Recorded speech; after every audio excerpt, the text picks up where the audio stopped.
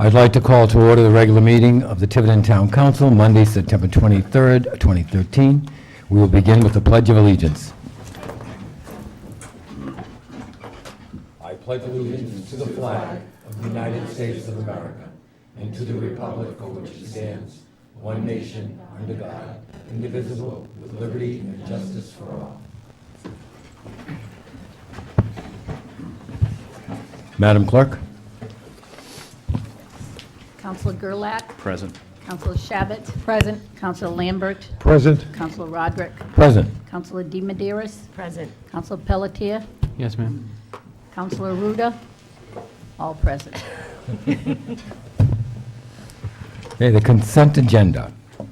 Approval of minutes, regular meeting, September 9th, 2013. Councilor Pelletier abstained, absent.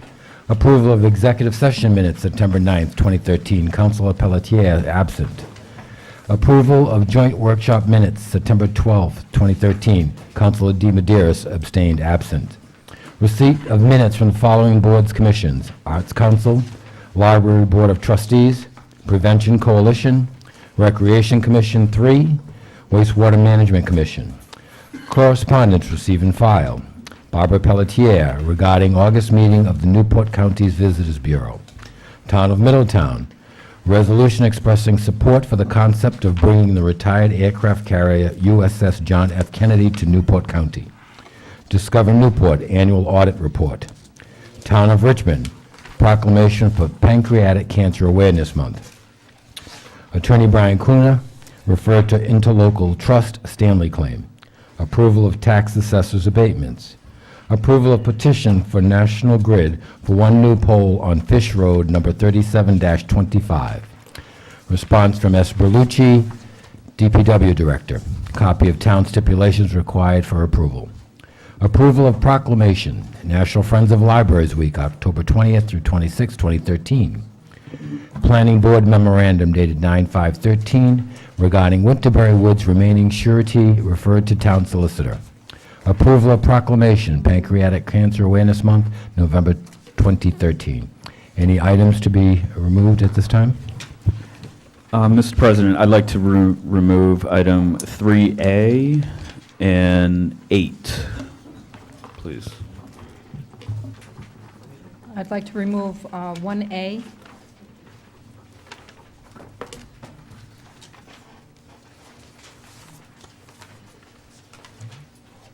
Anything else?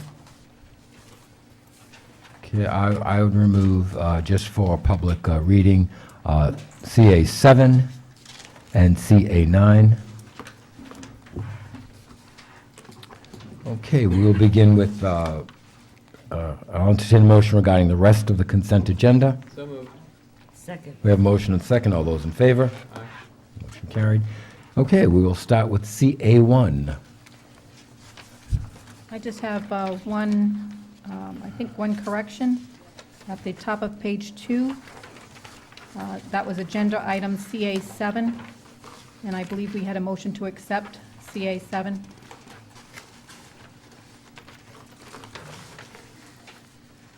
Oh, right, yeah, the CA 7 is missing from it.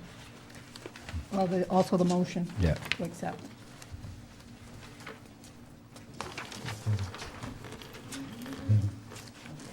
We'll adjust that. Madam Clerk will correct that.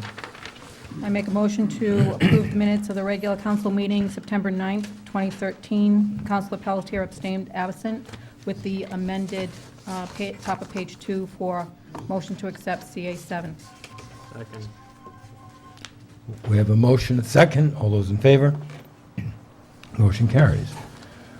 Okay. Excuse me. Mr. Gerlach, 3A. Yes, thank you, Mr. President. Just a quick question here. I always read with interest Ms. Pelletier's minutes or notes from the meeting that she is participating in from the Newport County's Visitor Bureau there. And towards the end of her notes, she suggests the process of trying to license bed and breakfasts that are already existing in the town. And my question was, should we be doing that? Is that something that needs to happen from a business license point of view, or do B&Bs kind of run under the radar a little bit here? Mr. Tights? It's really up to you as a policy. It hasn't been something that's caused problems. I think the question is, if you started to do it, the question would be starting to think about what you wanted, where you wanted them to be allowed in what zones, and, what sort of requirements. We have prepared them for other communities, including Bristol, and they're not without conflict. Certain people think they are appropriate residential neighborhoods, others aren't. We usually look for minimum sizes and parking and the like. It's really up to you. And then if you could also license them and Mrs. have a fee Pelletier. involved. Mrs. Patelli, you're going to come up anyway to discuss this, so why don't we'll discuss it when you come up, all right? Thank you. I mean, admittedly, I have no sense of how many B&Bs are in town, but I didn't know if, as a matter of protocol or kind of best practice, this was something that we wanted to try to get our hands around in a more formal way.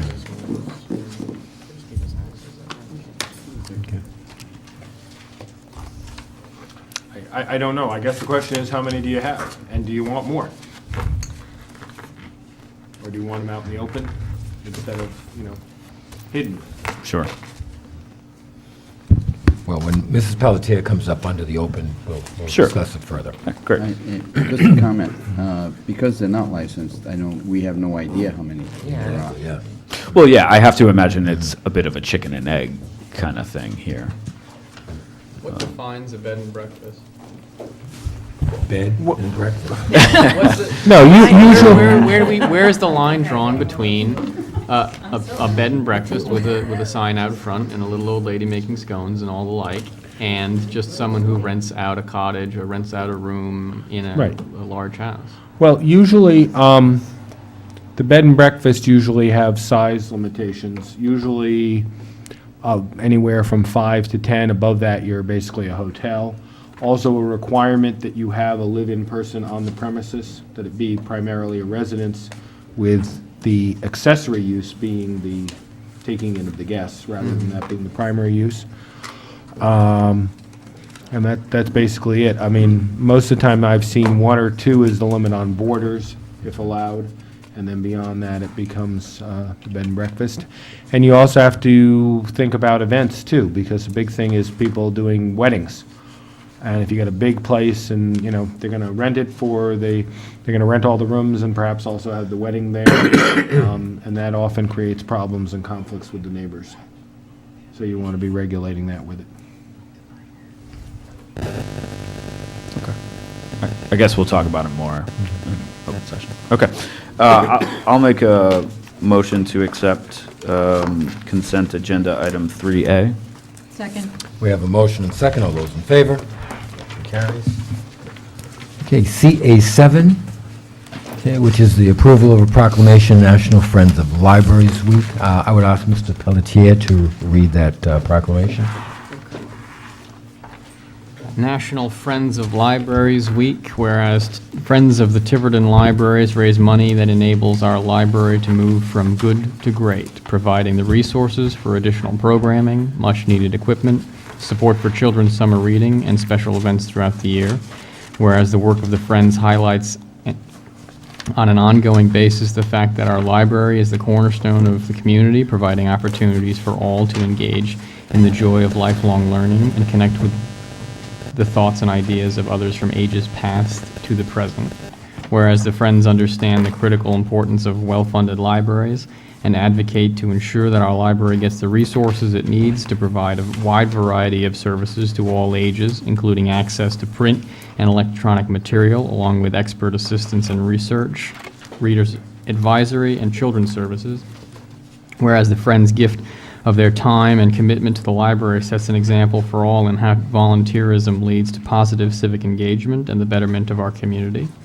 Now therefore be it resolved that the Tiverton Town Council proclaims October 20th through the 26th, 2013 as Friends of Libraries Week in Tiverton, Rhode Island, and urges everyone to join the Friends of the Library on their 20th anniversary and thank them for all they do to make our library and communities so much better. By order of the Tiverton Town Council, September 23rd, 2013, Ed Roderick, Town Council President. Entertain a motion? So moved. Second. We have a motion and second. All those in favor? Motion carries. Okay, CA8. Thank you. Again, this is just a clarifying question. I know it was referred to the town solicitor here. I guess my question is, does the council and the solicitor typically get involved in this sort of thing of helping to get a homeowners neighborhood association thing together? Or Typically not typically, no, Okay. but it has been known to happen. Okay. We have helped various neighborhoods with various issues, whether it be water supply, and they needed to organize so that they could properly get a public water supply upgraded, things like that. We have been known to try to help. Okay.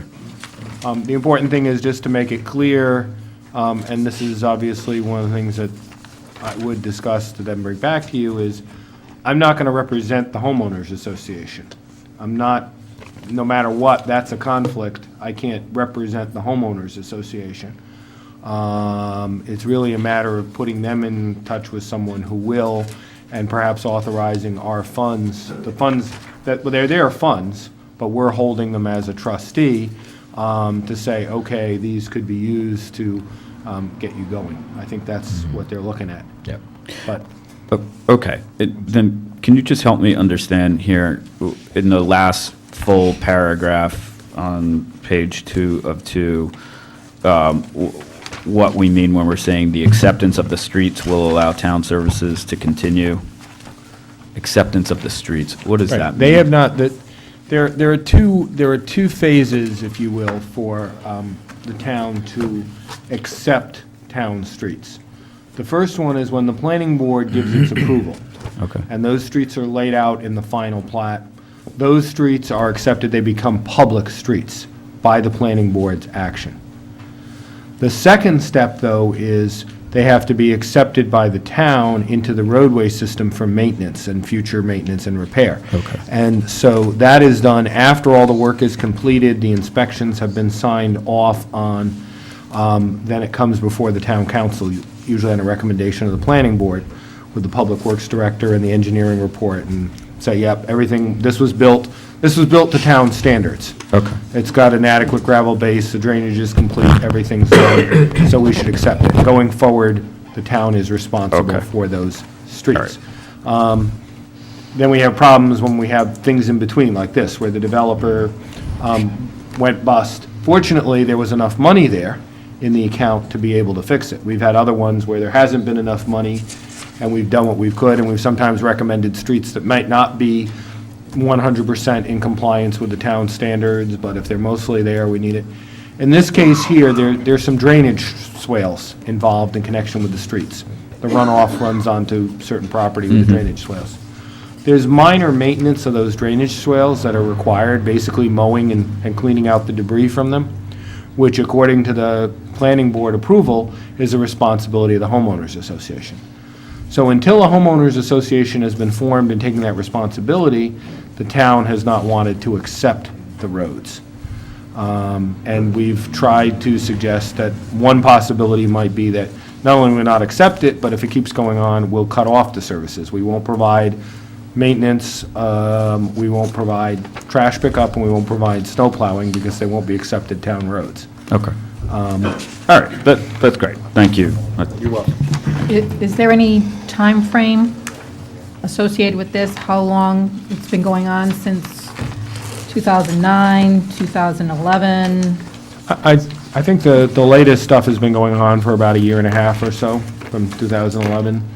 As far as there were people there who were going to form a homeowners association, and then it never kind of got anywhere. So apparently now there's people involved again, and that's what I will look into. Is this the subdivision that we sent a notice saying essentially, you know, these are the requirements that you've all agreed to, and please comply? Yes. I feel like. Yes, we did. Yeah, We yeah, we've sent done a this certified before. letter to everybody Yeah, telling them okay, that if all they right. didn't do it, we might shut them off. Right. I remember that. Okay. I just wanted to make sure it was the same one. Okay. I'll make a motion to accept consent agenda item A8.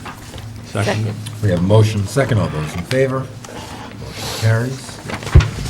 We have an approval of a proclamation, Pancreatic Cancer Awareness Month, November 2013. I'd ask Mr. Aruda to read the proclamation. Proclamation, Tiverton Town Council, Pancreatic Cancer Awareness Month, November 2013. Whereas, in 2013, an estimated 45,220 people will be diagnosed with pancreatic cancer in the United States, and 38,460 will die from the disease. Whereas, pancreatic cancer is one of the deadliest cancers. It is the fourth leading cause of cancer death in the United States, and is the only major cancer with 5-year relative survival rate in the single digits as just 6%. Whereas, when symptoms of pancreatic cancer present themselves, it is a late stage, and 73% of the pancreatic cancer patients die within the first year of their diagnosis, while 94% die within the first 5 years. Whereas, approximately 130 deaths will occur in Rhode Island in 2013. Whereas, the incidence of death rate for pancreatic cancer increasing in pancreatic cancer is anticipated to move from fourth to second leading cause of cancer death in the U.S. by 2020. Whereas, the U.S. Congress passed the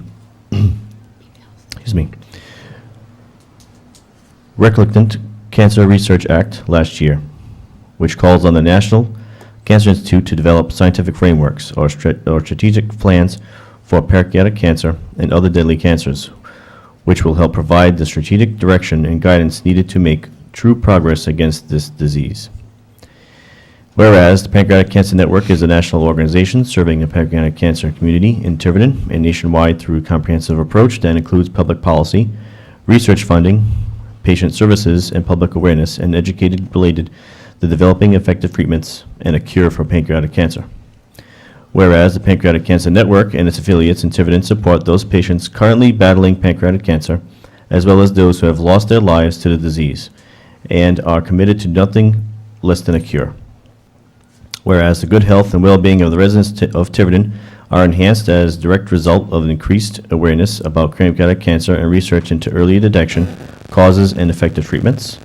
Now, therefore, be it resolved that the Tiverton Town Council of Tiverton designates the month of November 2013 as Pancreatic Cancer Awareness Month in Tiverton, given under the seal of the Town Council of the Town of Tiverton, September 23rd, 2013.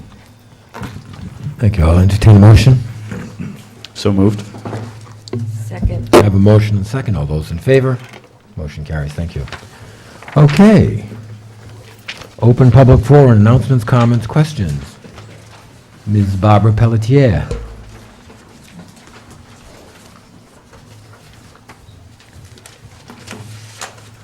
Hi, Barbara Pelletier. I will address the bed and breakfast issue first. About a year ago, somebody asked me where are places to stay in Tiverton. So I did know there were some bed and breakfasts around town. I didn't exactly know where they all were.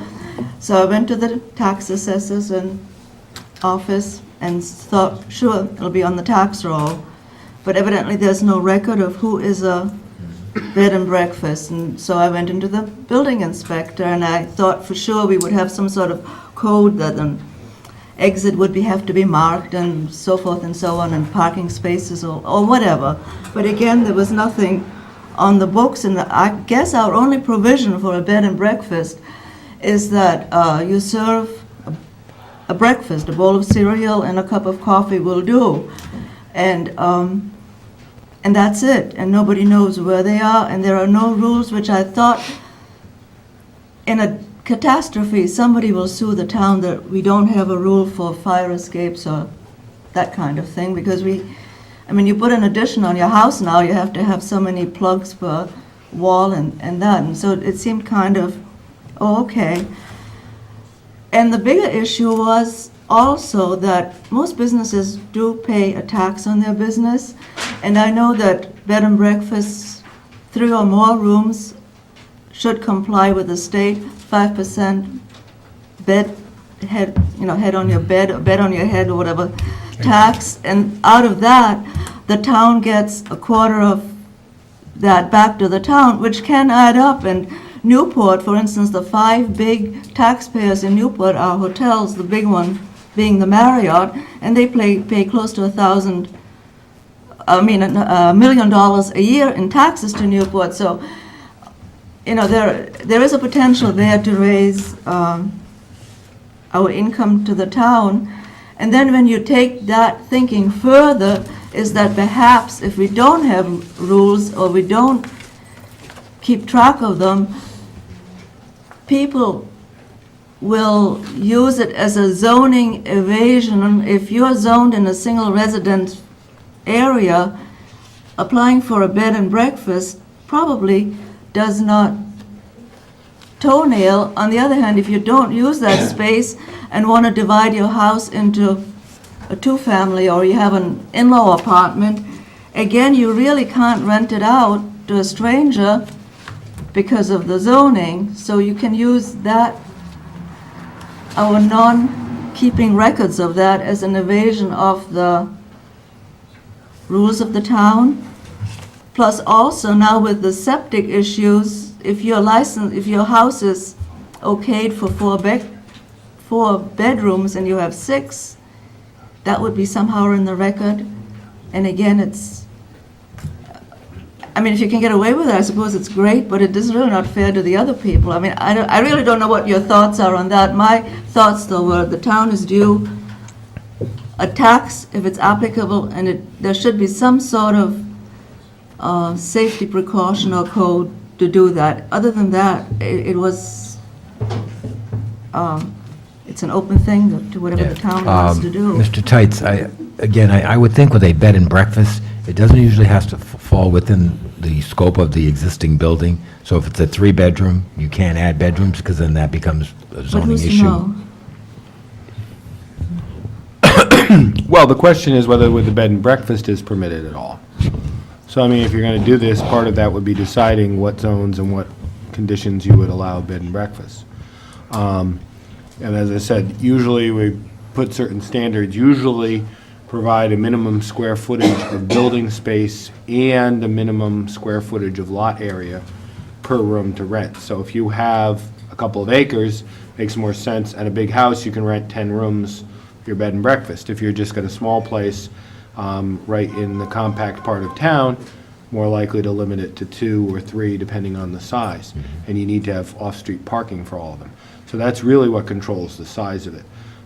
The question really is also too whether you want to, if you want to encourage them, then you want to set these standards, but you want to make them permitted as of right. You don't want to have to send people to the zoning board for a special use permit, because that's going to basically be enough to deter it. And if anybody's doing it, they'll just keep doing it quietly rather than go to the zoning board probably. So it's up to you. I'm certainly happy to draft something if you want me to. I'll work with the planner and we'll look at the zoning, and I'll draft something if that's the council's pleasure. Well, I think what we should do is put it on the agenda and discuss it.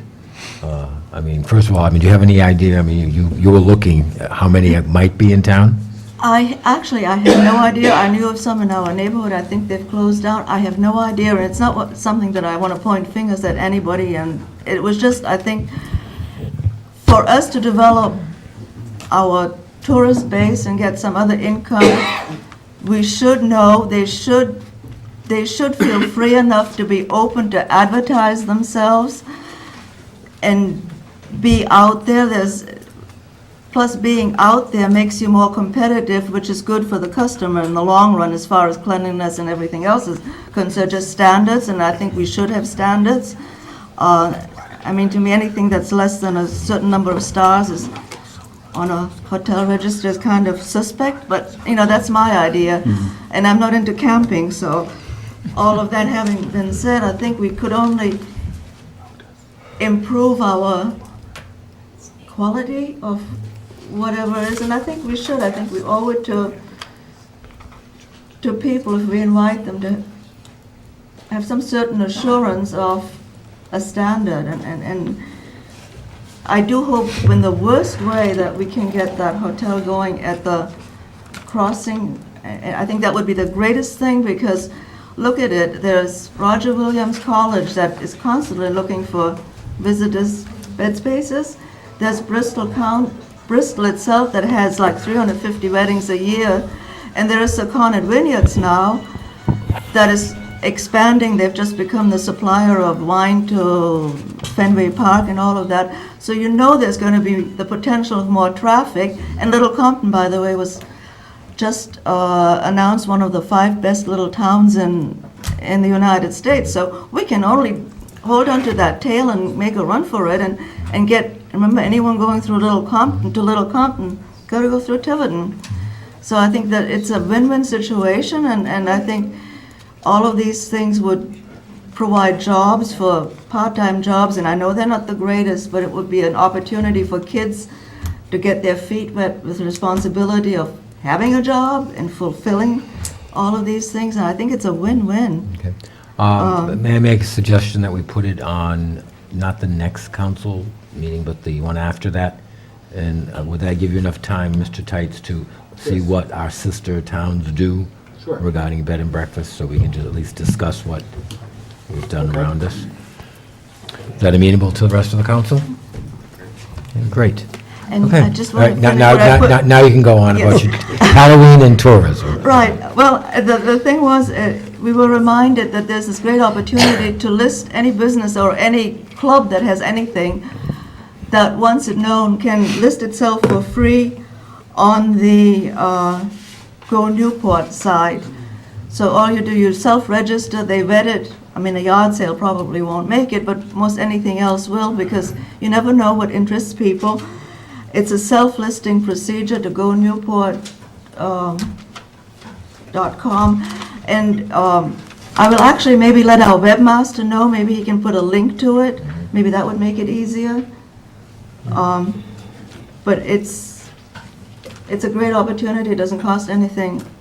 And now to what I really wanted to say is Halloween is coming, as we all know, and I read someplace that in some communities they have like a tailgate party at Halloween, where you bring your car to a parking lot or somewhere, and you open your trunk and kids can come. And that's for us people who live way out. We never get a trick-or-treater. We have to eat all of that chocolate ourselves. So I was actually running it, but Linda Lawson, and she thought it was a great idea too. But maybe we could have something like that in Tiverton, and it could start small. And if the town actually sponsored it, I think probably it would be covered under the town's insurance policy rather than some sort of society or something without money for insurance. Because even that thing at at Fogland Beach last year needed insurance, so Yeah. I'm not so sure what needs insurance actually. Yeah. But if the town sponsored it, is it possible that you might think about it for this year and whatever? Well, it's short notice, but I think, I mean, most short notice is the best. yeah. Mr. Tights, would the town cover a public gathering for trick-or-treating, i.e. a parking lot?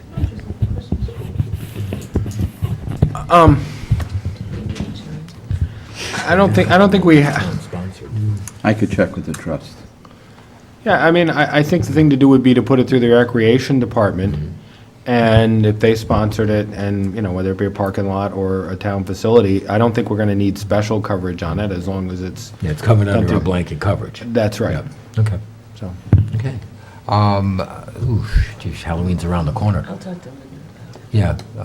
But, you know, things can, All right, then for our next meeting, could you present something to us so we can approve it, and who, what, when, or where?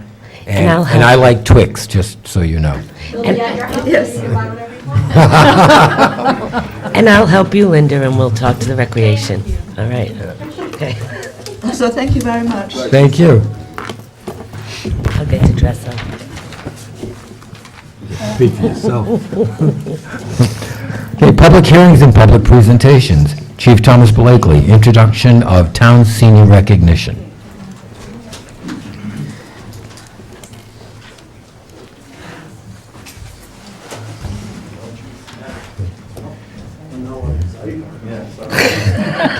And Chief, if you point to me, you're going to be in big trouble. Well, you know, it's one of those things. I'll make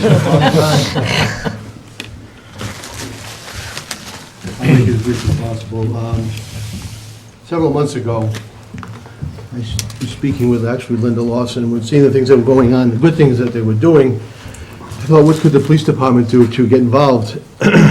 And before we had the cane service for older folks in town, and let's rejuvenate that, or resurrect that, if you will, and bring that back. So I reached out to Mr. Phillips and Bill Rarick, and Mr. Phillips was good enough to get involved with the students, and we had some canes made.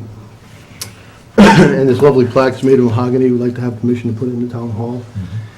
And I'll put all this right on Mrs. Mello. She can keep track of all these canes and stuff like that. Just going to incorporate everyone we can.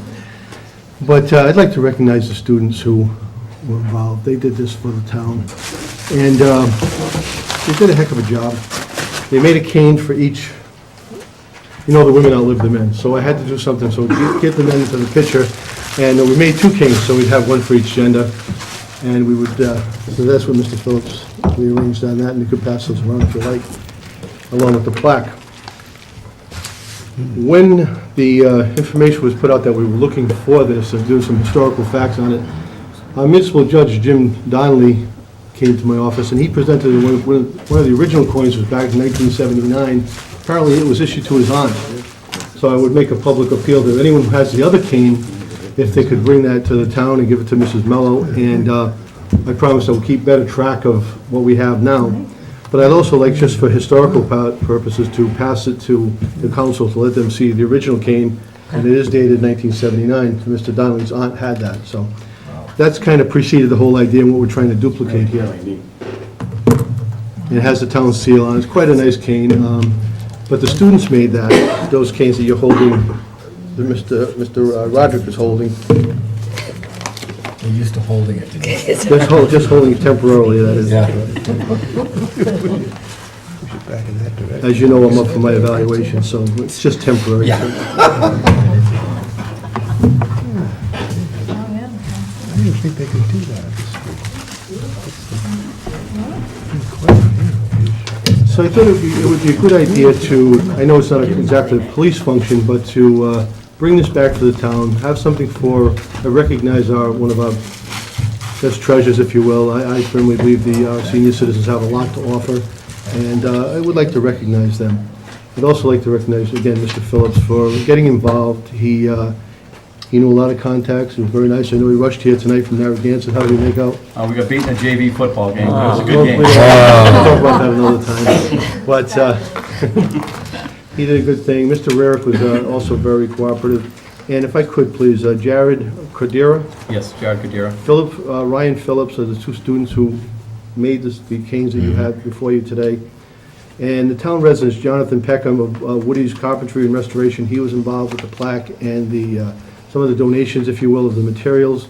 And Chuck Phillips and Phillips Painting, they also donated their services and presented this to the town at no cost to the town whatsoever. And I think it's something that's going to be nice for the town for a long time to come. And that's it. Again, Mr. Phillips, thank you personally, and you're very professional. This is mahogany. It's not.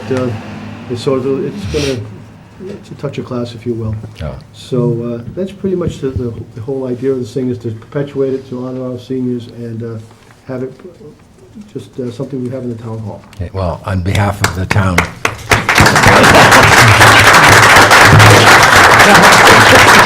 On behalf of the town, I'd like to thank you, Chief, obviously, for taking this under your wing. But, Mr. Phillips, I want to thank you for shepherding this, and please give our heartfelt thanks to those students and all those businesses who worked on this. It's a great tradition to start again in this town, And I think, again, as things have changed in the last year or so, it shows how the strength of community can really build a town. And for that, we're greatly, greatly I agree, appreciative. and I know the students are really interested to see who Who is gets the it? oldest living residents, and I know they'd be excited to be here when we announce that. Again, How do we find out? We do have, I'm sorry, we do have a woman who, Nancy, we have talked, I don't know who the oldest gentleman is, but if you want to hold off and announce at another time when we could probably do both for his visuals. But well over the century mark, and I was taken aback by it, so it's kind of fun to be involved and see how it goes forward. Thank you. Again, thank you so much. And thank you, Chief, also.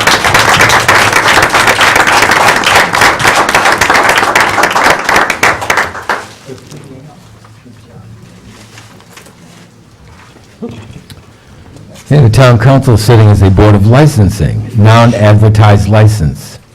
Roy Farrell, Quality Island Construction LLC, 1246 Fish Road, requests approval of drain layers license, subject to meeting all legal requirements. Is Mr. Farrell here? Mr. President, I just want to make it known that that license, even though he paid the full amount, is going to expire on November 30th. So December 1st, he will have to reapply for this license, Steve. Does he realize? Okay, thank you. Is this a new license, or why is this? It's new. Okay, because I was going to Since say. I've been here, it's been new. That's Yeah, I've at never least 6 heard of a years. drain layers license. Yeah. Okay. Yeah? So is it new or is it not? Or just the applicant is new? person, the applicant Okay. is new. Okay, and they paid their license fee, there are no issues? Okay, yeah, I know you wouldn't let them get by. All right, if there are any other questions from council, if not, I will entertain a motion. I move that we approve the drain layers license to Quality Island Construction LLC, care of Roy Farrell, subject to meeting all legal requirements. Second. We have a motion and second. All those in favor? Motion carries. Thank you. Okay, Michael F. Neves, MFN Development Corp., doing business as 3 Ducks Car Wash, 400 Main Road, request approval for holiday license and petroleum storage license, subject to meeting all legal requirements. Mr. President, I received a note from them this afternoon. He's asked to withdraw that request. It was a sale, and it's had some difficulty. Okay. So no action will be taken on that. Scott D. Silveira of Scott's Corporation, 280 Market Street, Warren, Rhode Island, requests approval of drain layers license, subject to meeting all legal requirements. This is excavator's license. Yeah, I believe this is still a new application. We referred to Bristol, where he holds a similar license there and had a very good recommendation. Okay. Is this a drain layers license or or an an S, excavation yeah. license? Because it says excavator's license on it. That's what they call it over in Bristol. Oh, versus- so is this just a street It's excavator's the same license? thing, yeah. Oh, all right. Yep. Okay. That's fine. Okay. Fee has been paid, Madam Clerk? Yes. Okay. If no questions from the council, I'll entertain a motion.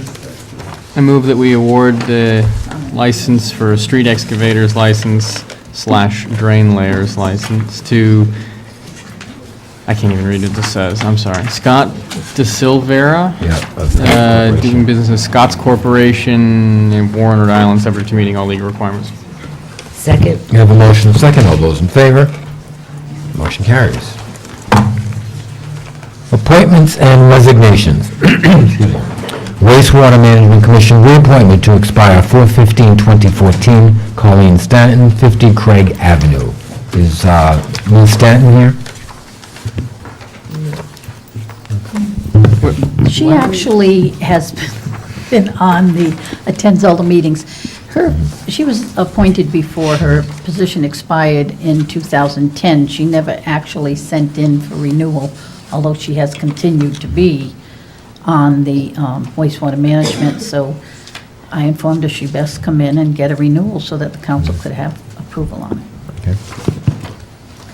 Okay. It's really a reappointment, but she's been on there for years. So the appointment expires in 2014. April?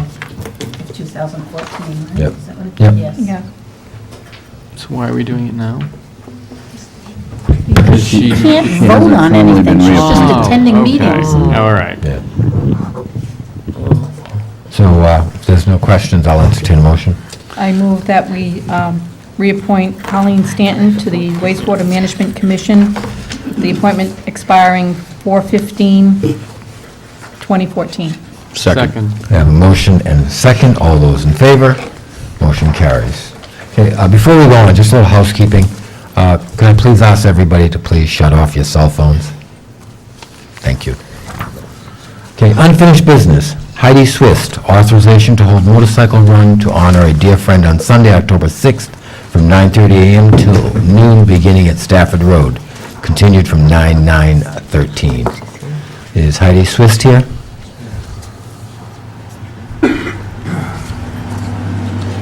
What's going on with this, Nancy? Mr. President, you've asked this be continued. We keep sending her emails, we don't get responses.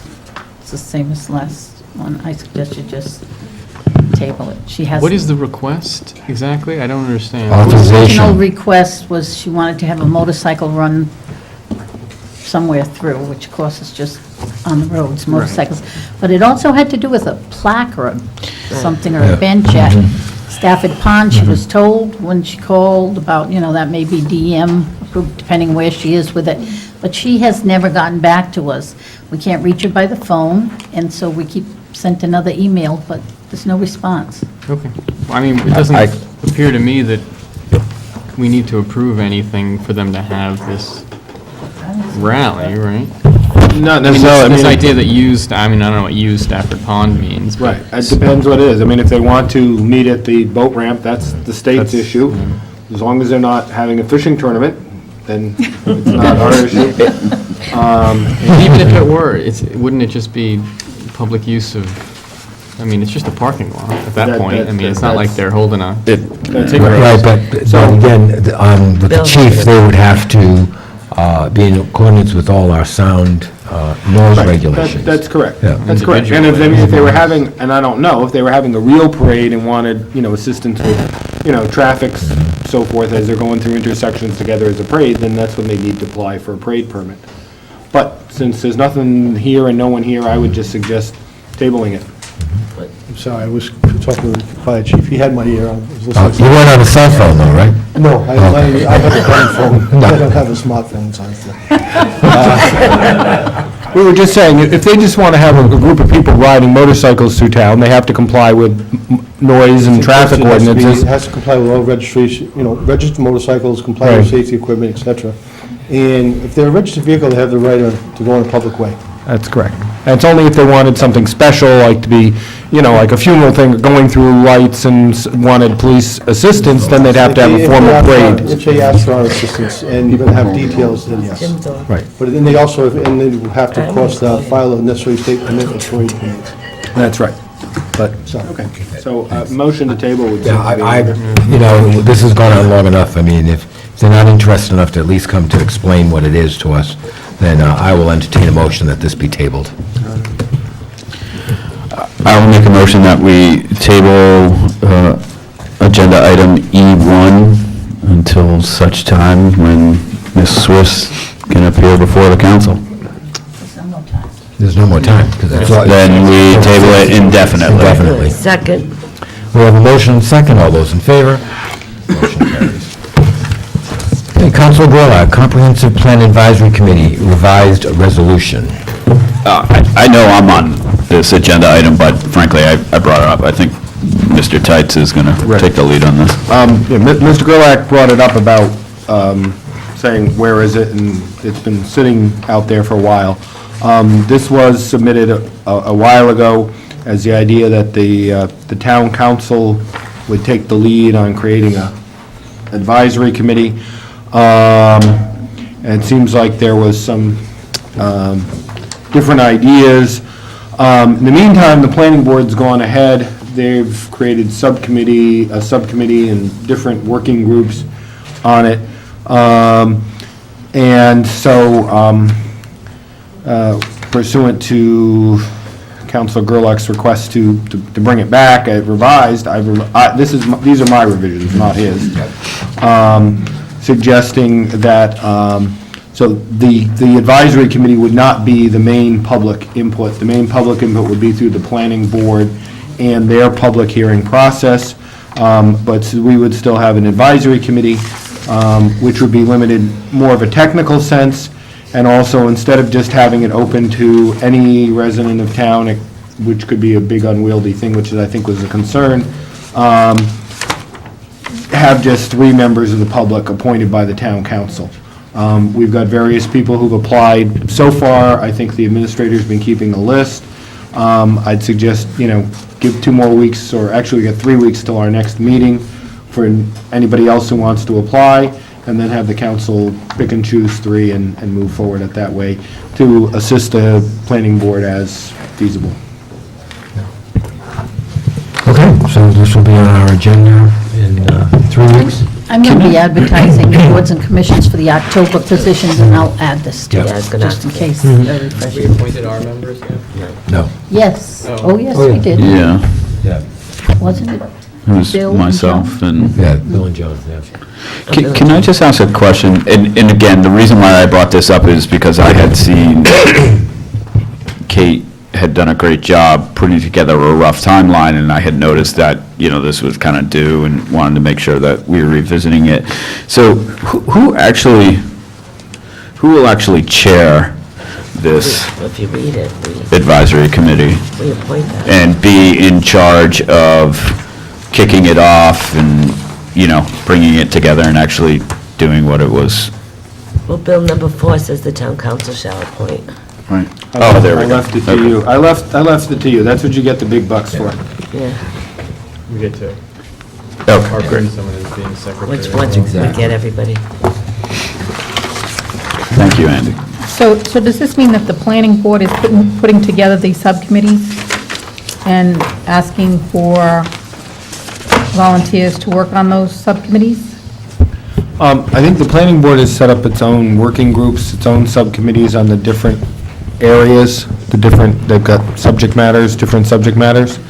I'm not sure how they're doing as far as necessarily having public input on the subcommittees, but they're going to have the public input when the subcommittees have materials there, they'll be having public hearings as they're required to by law when they've put this together.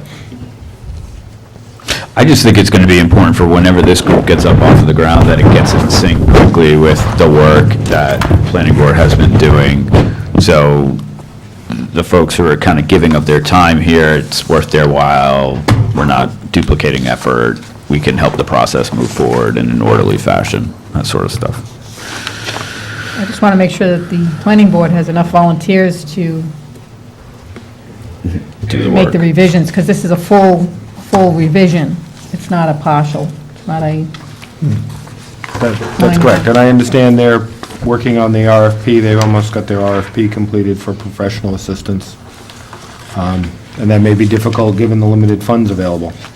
Don't know who yet will respond to the RFP. Town of Bristol only had one, they had more money and only one party responded to that RFP.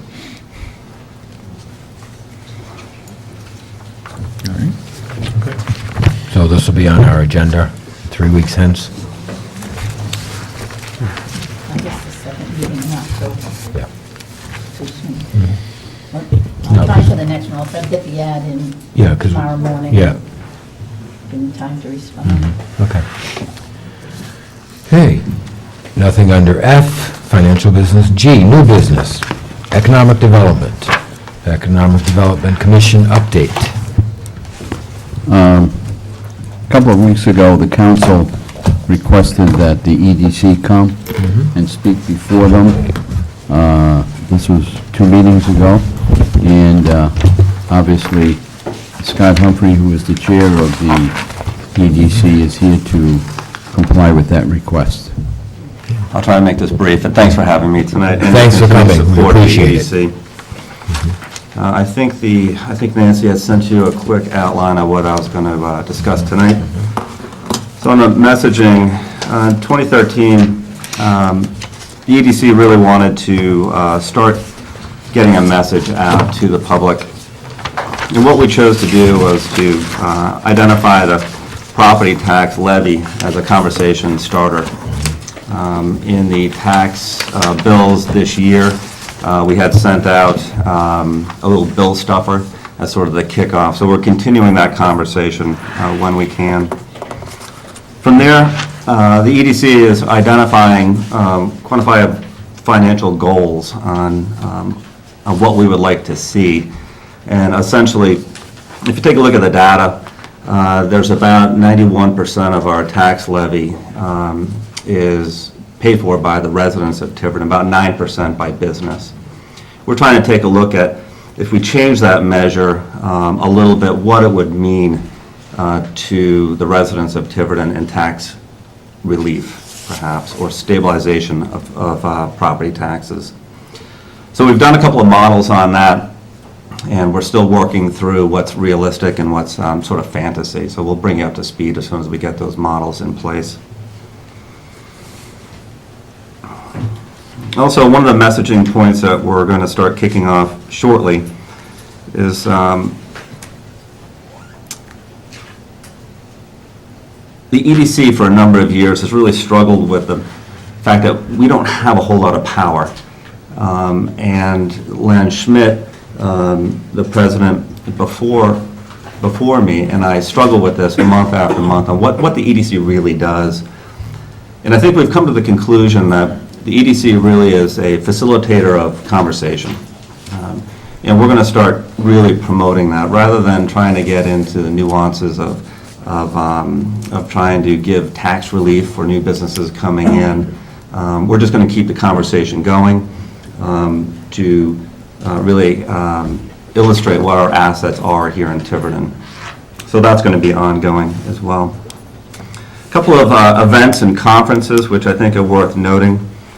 A couple of weeks ago, the EDC and the town of Tiverton were part of the business exposition in Warwick. I'm sorry, I wrote down Cranston, that was a typo. We were in Warwick at the Crown Plaza. Yeah. The purpose of this was to really expose Tiverton, I think for the first time, all of its assets and really concentrating on the business park, which is a real focal point of the EDC and of course the town of Tiverton as a whole. The attending folks from Tiverton were Susan Gill of the EDC, Kate Machad from the planning, and Jay Massa, who also sits as an advisor on the EDC board. I do know that tabletop presentation was really well received by not only the attendants, but also the other presenters as well. The towns came over and made note to Susan and Kate and Jay on how well together our table looked compared to others, which was nice to hear. Also, there was some good media on that. Capitol Hill TV did a good media spot. I think it was about 30 minutes in total, so we had some good media coverage on that as well. During the same time frame, the EDC went up to the NEDA conference, which is the Northeastern Economic Development Association, up in Portland. And this was really eye-opening because I don't think that the EDC has really taken part of a larger group of like-minded individuals. So it was eye-opening for me. I attended it. The expenses were co-shared. Tiverton took about a half, and the Newport Chamber of Commerce paid about half. And what came out of that was really enlightening. And that's when I found out that the EDCs of the Northeast were in the same boat we were down here in Tiverton. And that the EDC as a whole really doesn't have a whole lot of bite to it. But what it does do is it communicates with the town councils, with the other commissions, and really gets the message out on a repeated basis so that we can all sort of come together for a common goal, and that's obviously to bring in business into Tiverton. A couple of the notables, we had Scott Gibbs there, which I think presented in front of the council. He's from the Rhode Island Economic Development Foundation. Marcel Valwal was also there from the Rhode Island Economic Development Corporation. Marcel, as you know, was instrumental in putting together the RFP for the business park. He's very interested in the business park. He's taking it personally, and I'll get to a little bit of that later. Again, the event really concentrated on forward-thinking, practical and theoretic principles of planning using scientific data. So it's no longer a bunch of folks coming together saying, here's what we think is going on. There are actually companies out there that are putting together significant and accurate data so that the councils and planners and EDCs can be better prepared for what's coming ahead. More like an actuarial. Also, let's see, last week I took part, this was not funded by the EDC. In fact, I think my business took care of the expenses on this, but we went to Washington, D.C. This was part of a business leadership conference. And this was great in that we were able to sit down and talk to Senators Reid and Whitehouse. We also were able to talk to other chair committees and political leaders. And it was great because they actually listened to us. We really did. And the upshot of this was that we were able to have dialogue with our senators and actually have them hear from significant businesses here in Rhode Island what our concerns are and what we feel that our senators can do for us. And again, it was well received. We'll see how it comes into play in the next several months. But I thought it was a great representation of not only Rhode Island businesses, but Tiverton as well. And it was also surprising how much the senators knew about Tiverton, which I thought was really interesting. Wouldn't have anything to do with the Seconic River Bridge, would it? As a matter of fact, it did. And there was also some good positives in there as well.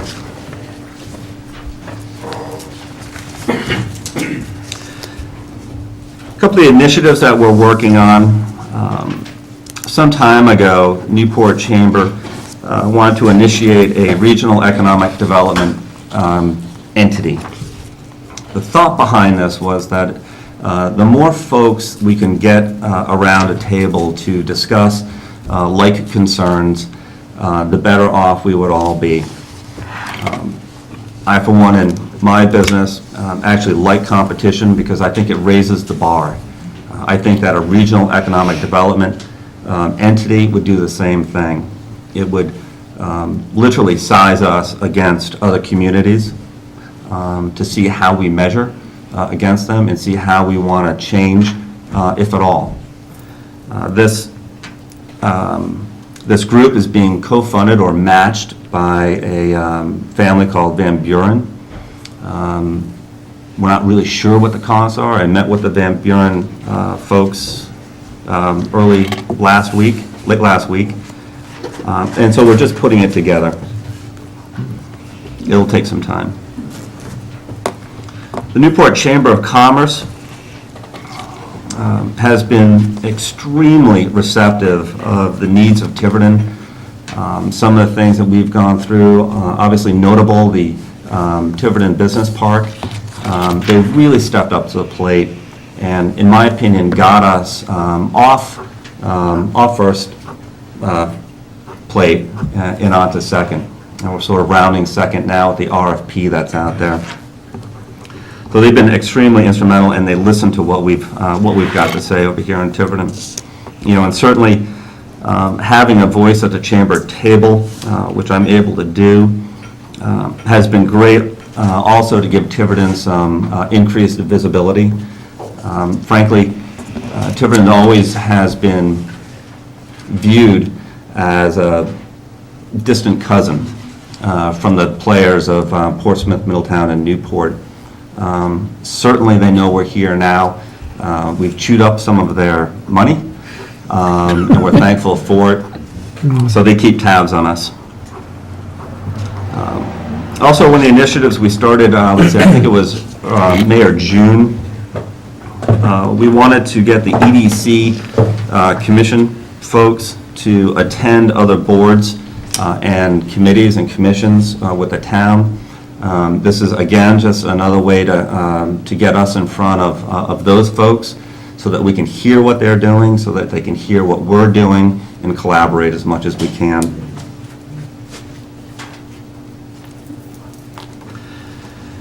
Let's see, so Bill Gerlich and I have had some conversation about Tiverton Business Association. He's going to talk to an event, I believe, right after I take my seat.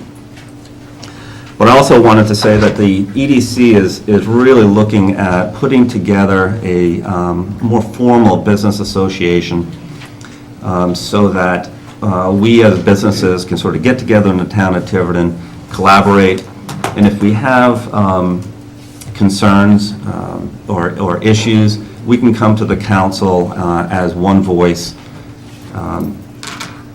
And I certainly see the benefit of that, and I hope you guys do too, having one voice versus several talking to at one time.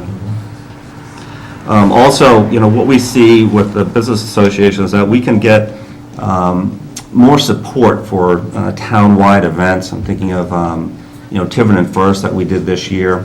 Frankly, there's no reason why Tiverton businesses shouldn't support such great events like that.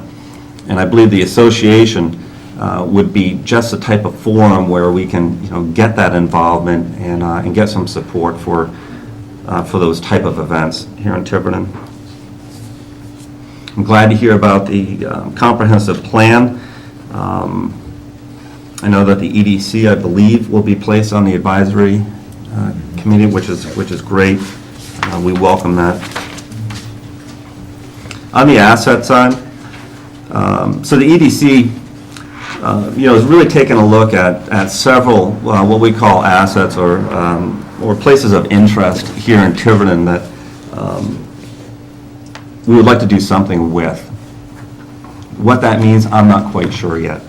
But for an example, the business park, that's really off and running. We've got the RFP out there. I'll come to that in just a moment.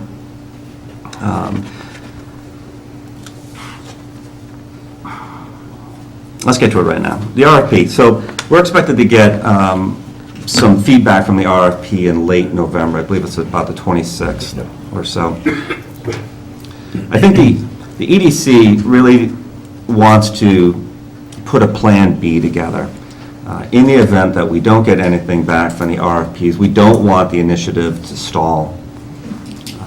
I've had now 2 conversations with Marcel Valwal from the state EDC, and it revolved around what Plan B would look like. And I told him right up front where we were. Again, he knew most of it. I told him that we have an RFP out, which obviously he knew.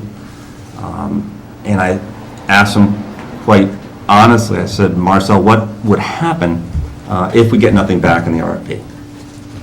And we both thought about it for a while. And he said, well, let's just think outside the box for a second. And his plan was quite simple, at least to he and I. And that was to have somebody take over the park, to market it and sell it. And that's really what we want. And I asked him how that would look. He said, the idea is this, and this is thinking outside the box. We haven't talked to council about this. We haven't gotten approval from, or he hasn't gotten approval from his board. But the idea is this. The EDC would step in and say, we can handle all of this. But they can't do it without actually owning the asset. So the theory is this. The EDC would come in, they would take possession of the asset, that's the Tiverton Industrial Park, and in return give us a note back so that we're protected. That, according to Marcel, would pave the way for the EDC to come in and really focus on this piece of property.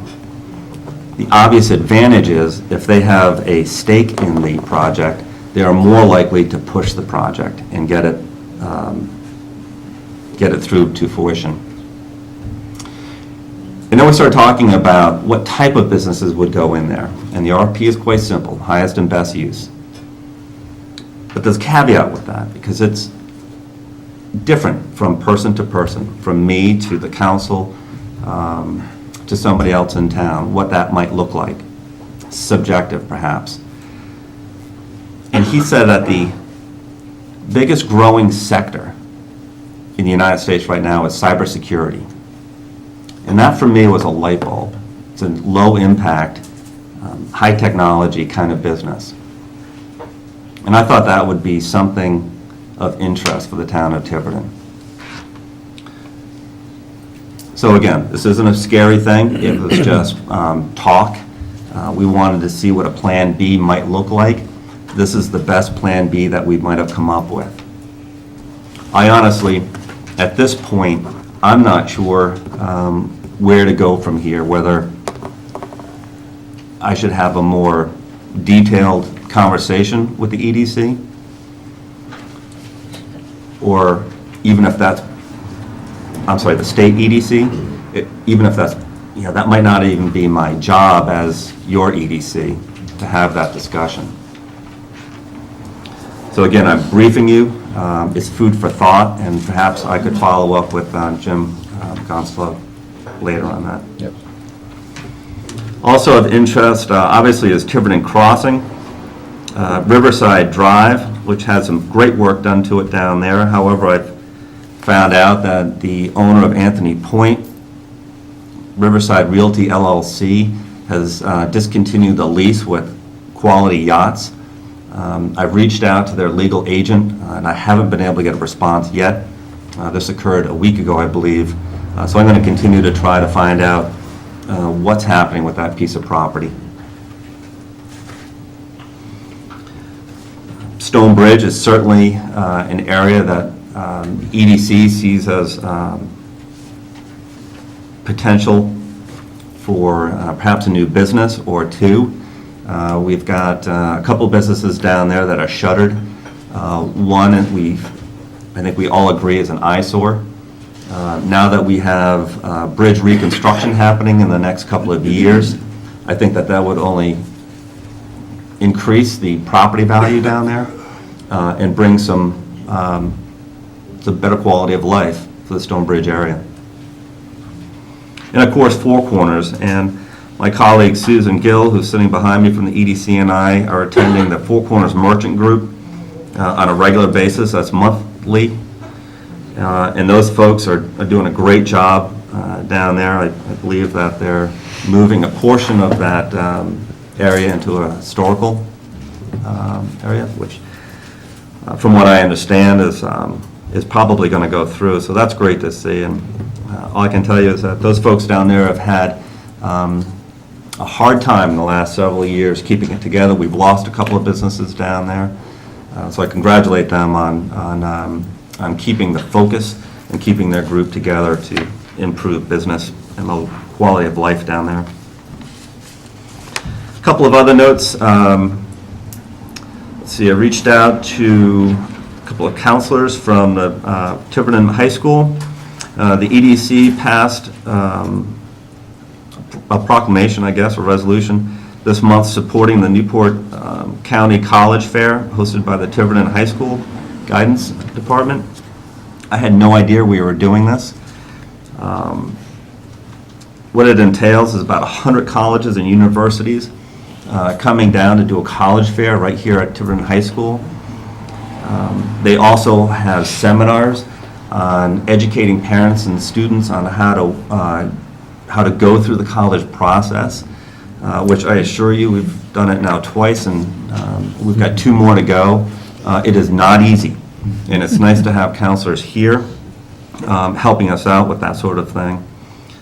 So I want to say thank you to the Tiverton High School Guidance Department for putting this together, for holding this annual event for hundreds of folks here in Tiverton and outside. Obviously, this is more of a regional thing where we have towns coming into Tiverton, take advantage of what these folks have put together. Scott, when is that? That's, October 24th? sorry, my voice went up a little bit. I love the way you did that. I didn't know you were a ventriloquist. Thank you. Yeah.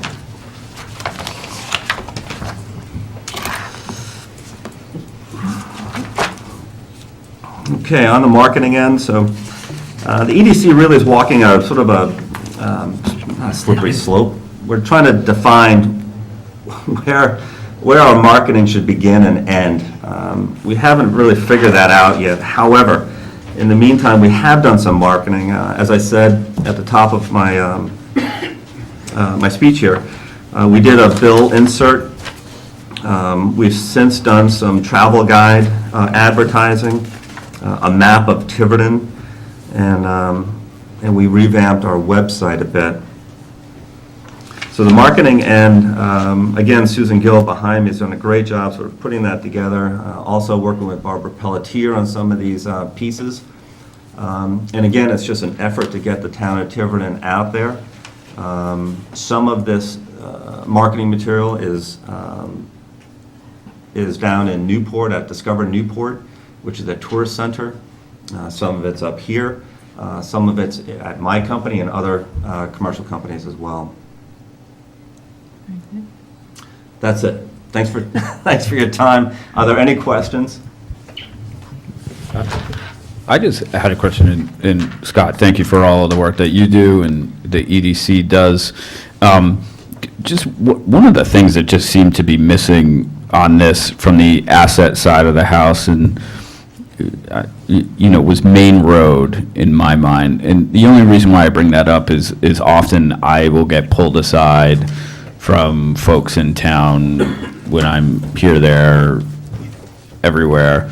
And there's a lot of concern about the growing number of empty storefronts on Maiden Road. And I'm just curious if, from the EDC's perspective, if that is, could be considered a focal point, or, trying to figure out a way. The industrial park is a big win. That would be huge. Stonebridge, absolutely. But, there's all of these vacant storefronts that I think, there's just a growing, and this is not just on the EDC shoulders, it's the town in general is trying to figure out a way to put businesses back in those empty storefronts, not only to bring in the tax dollars, but to continue to revitalize, that kind of corridor of economic activity in town. And so I was just curious where Main Road might fit in the mix there. Let me first, by starting off, there is nobody in this room that would like to see more activity on Main Road than me. Absolutely. We've talked about Main Road often. There are some public, the water department is sort of, looking at what sewer lines would do to that area. Planning has certainly spent an exorbitant amount of time taking a look at what a vision might end up being. From the EDC side, there's nothing that we can really focus on right now other than trying to solicit anybody that might want to come in and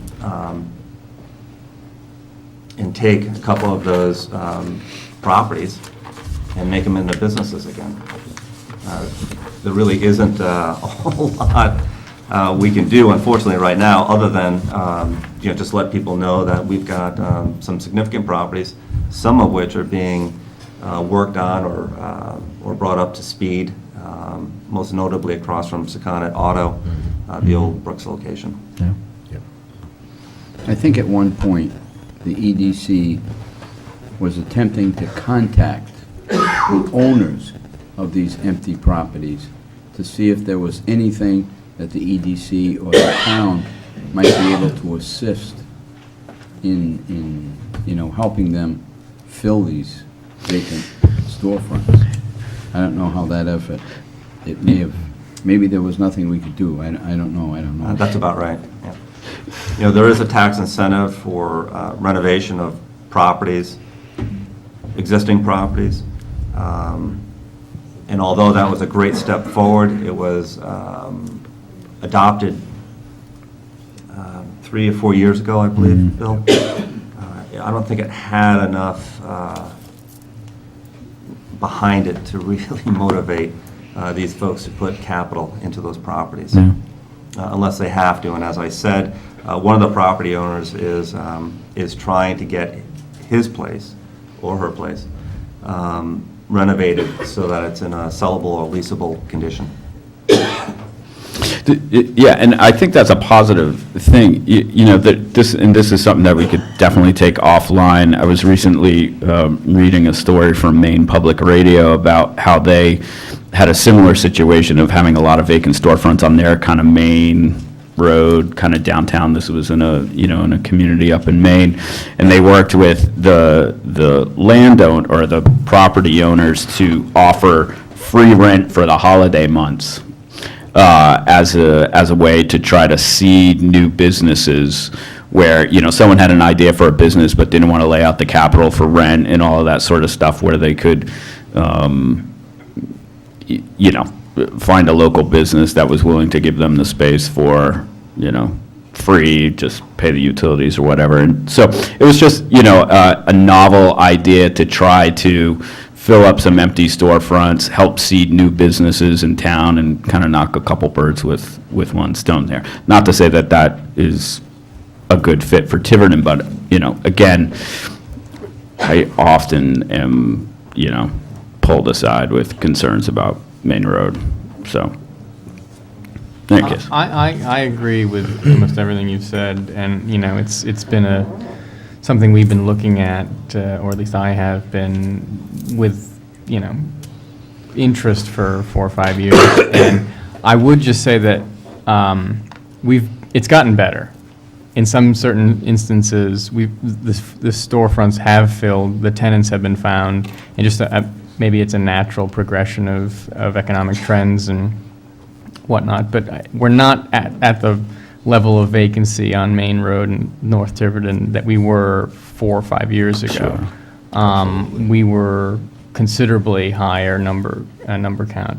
And just driving through this weekend, there's some new signs popping up here and there, which is a good sign. I don't know what you do with that, but it's if it's only incrementally better, it's still a little better than what it was, and I think it's worth a conversation, certainly. Yeah. Thank you, Brett. Scott, thank you so much, and extend the council's gratitude to the EDC for all the hard work you do. And just my take on Main Road is that, like anything else, we have been in an economic slump, and things are starting to pick up. I think as we build and attract more businesses to town, it would also make Main Road much more attractive. Agreed. And so I think that's the stepping stone. I think if we can bring other businesses and new centers, other businesses will follow, And I thank you for the hard work you guys put in. Thanks for your comments, Thank you. President. Thank you. Okay. Councilor Gerlach. Sure, yeah, I think this is a good fit to go on the heels of what Mr. Humphrey just updated us on. So back in late March, Councilor Pelletier and I brought a concept to the council and received at least an initial head nod to move forward on scoping this out. And the concept was to hold a one-time event or forum to help improve communications with and build bridges into the local business community between us as a town and the local business owners. So since that point in time, Councilor Pelletier and I have been working with Susan Gill and to some extent Tom Humphrey from the EDC to kind of scope this idea out, give it a little bit more meat. And so what we'd like to do is just walk folks through this kind of as it's shaping up right now, and frankly want to revalidate with the council that there's still support for this sort of forum and event, and if so, we will continue to pursue this. So there's a one-pager that kind of describes everything here. I'll quickly walk through that. So again, the in concept, the goals of this forum are threefold. First and foremost, to engage and inform local business owners regarding important economic development updates at the local, regional, and state levels. The second goal would be to gather input from local business owners regarding issues that are important to them and ideas they have for local economic development. The thought here is who better to help seed this continued economic growth in town than those people who are actually driving that. And then if appropriate, we could leverage said forum to introduce this concept of a Tiverton Business Association with local business owners who would be at the crux of trying to latch onto that and kind of take it to that next level.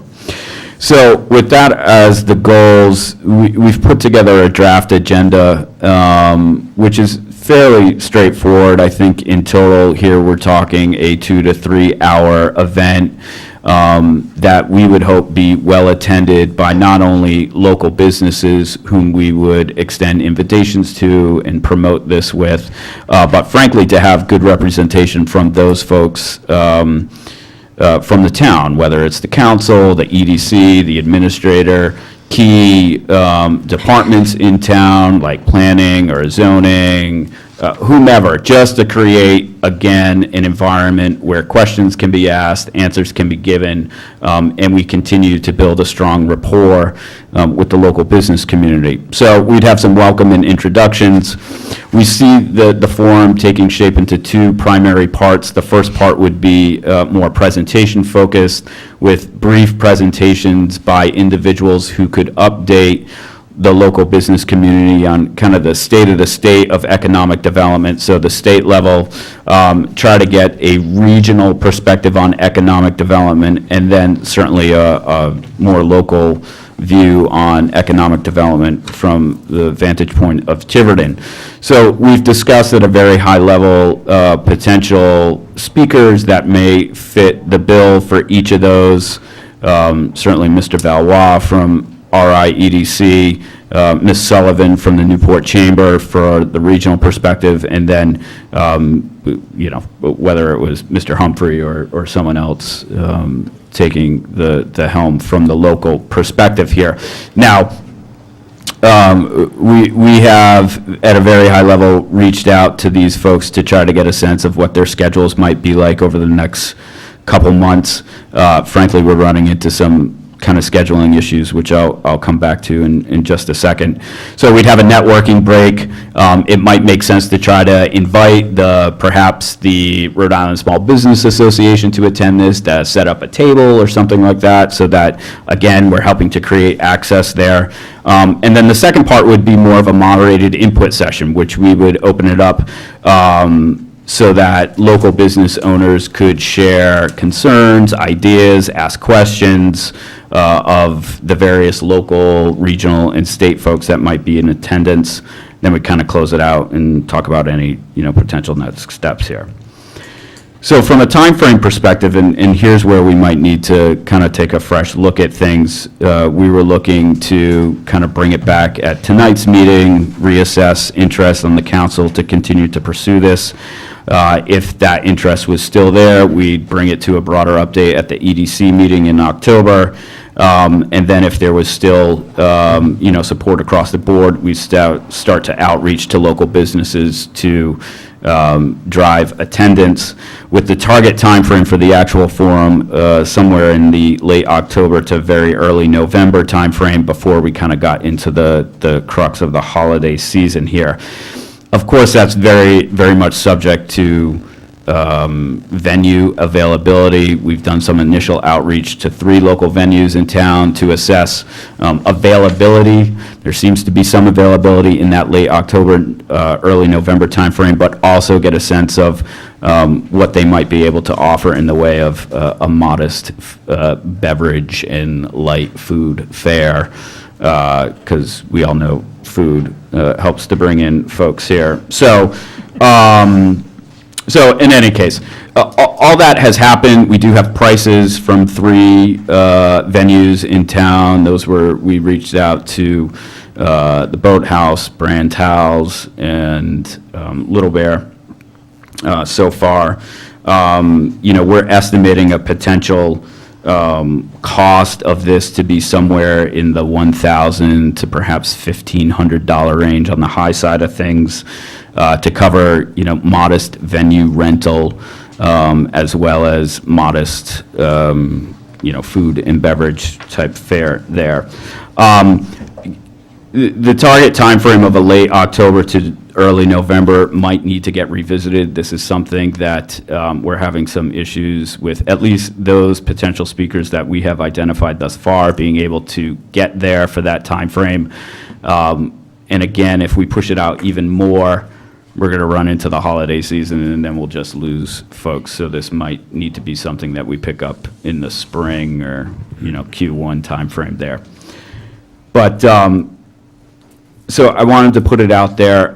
The only other thing that I would ask for input from the council on is whether or not there would be support for splitting whatever that modest cost would be between the council and the EDC, whether or not we might want to tap into the council contingency fund there for that.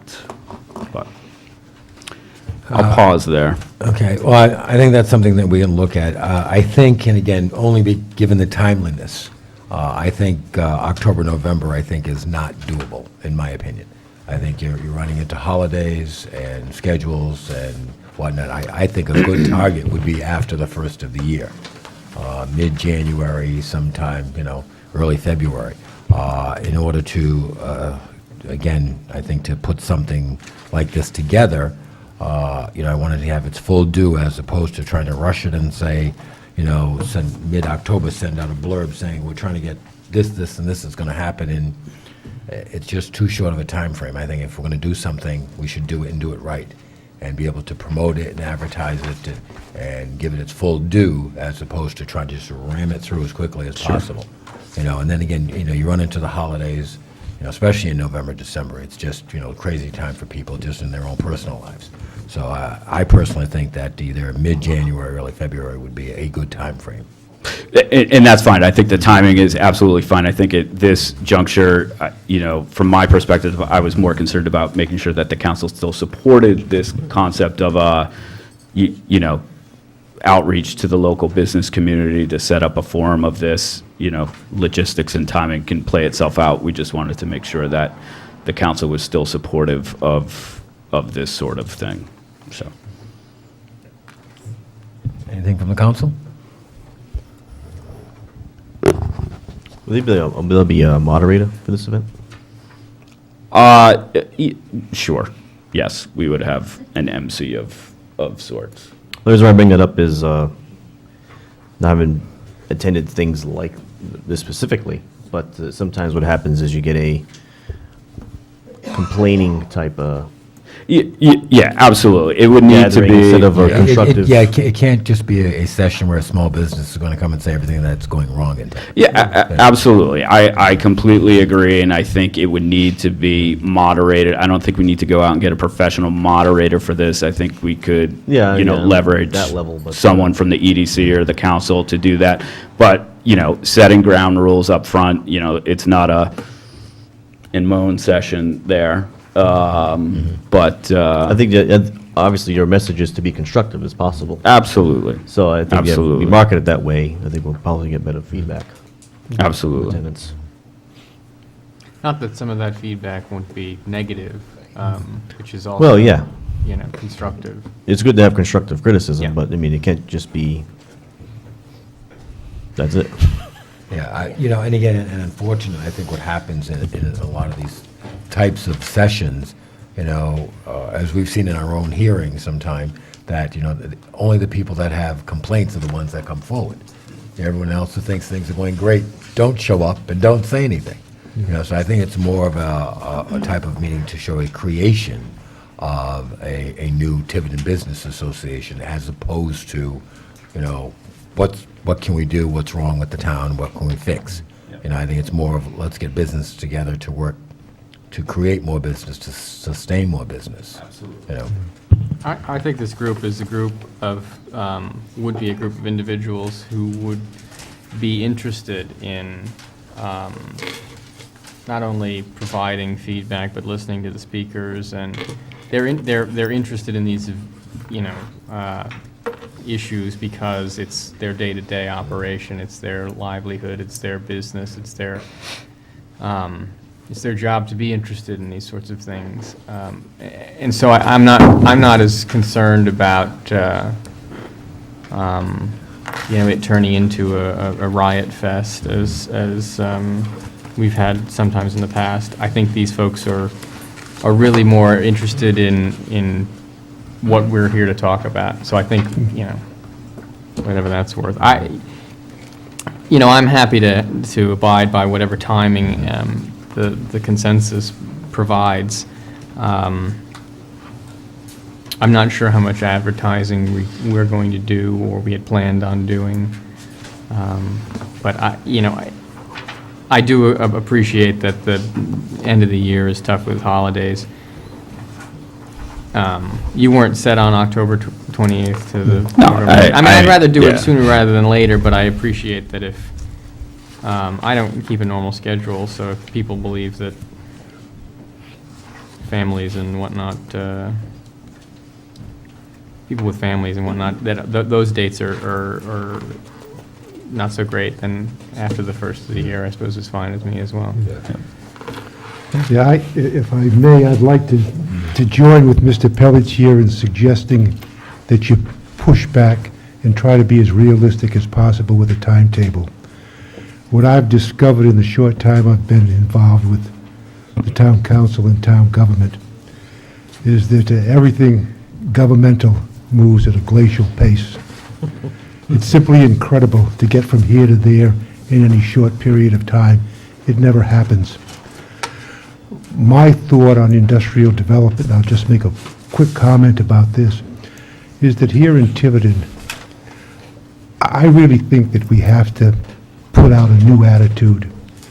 And what we need is something really concrete, something that you can see and feel.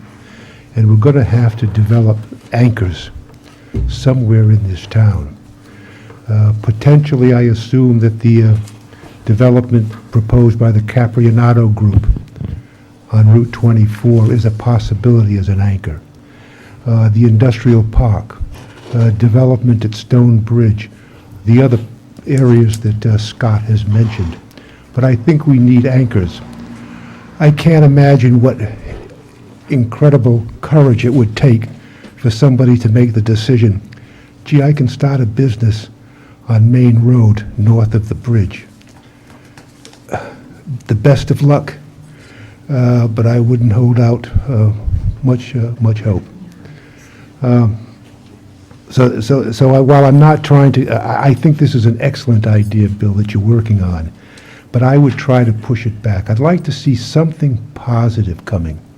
What my gut reaction is, for example, the proposal with the Caprianato development.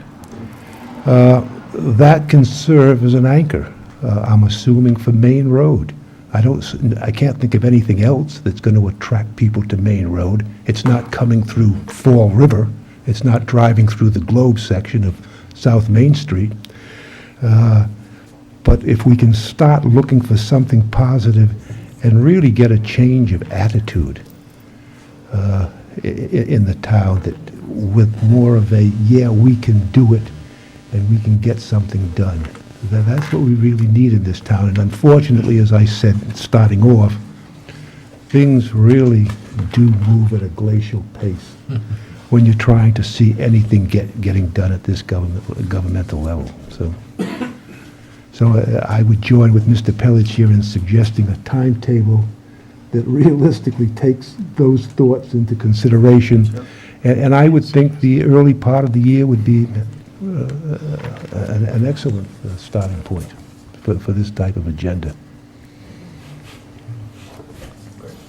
The only other thing I would have just love to mention is after the forum is held, obviously you have to take be taking a lot of data during this meeting. What would possibly be some of the next steps you could kind of also advertise? It's like, all right, we'll take the data, in so many X number of days, we'll look at it, we'll have another type of forum, we'll give some feedback from us, or I'm not sure what else. I mean, I could offer my help in that planning, so. I think we cross one step at a time here, and, if there's a really great response from the local business community here, perhaps this is something we turn into more of a regular event. Perhaps it happens twice a year or what have you. But I think depending on what comes out of what sort of input that we get on this, I think that could help shape next steps in terms of, who knows, zoning, policy, whatever, you know what I mean? I think it's really dependent upon what we hear from coming out of the local business community themselves. I agree. I guess I'm speaking to, I guess this happened once before. Is that right, Brett? Were you involved in the last one? Well, the EDC did it about 3.5 years ago. That's, I'm sorry, yeah, Family Ties. And it was in the summer, I think, or the late spring.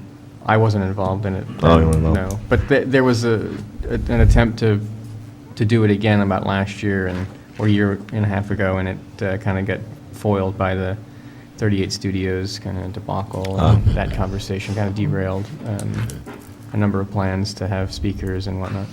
But I don't know what. Yeah. So no, was what I was not involved in. Yeah. But perhaps I'm happy to talk offline and better understand what you're thinking about. Obviously, if once this takes place, the whole concept is to create a strong Tiverton Business Association.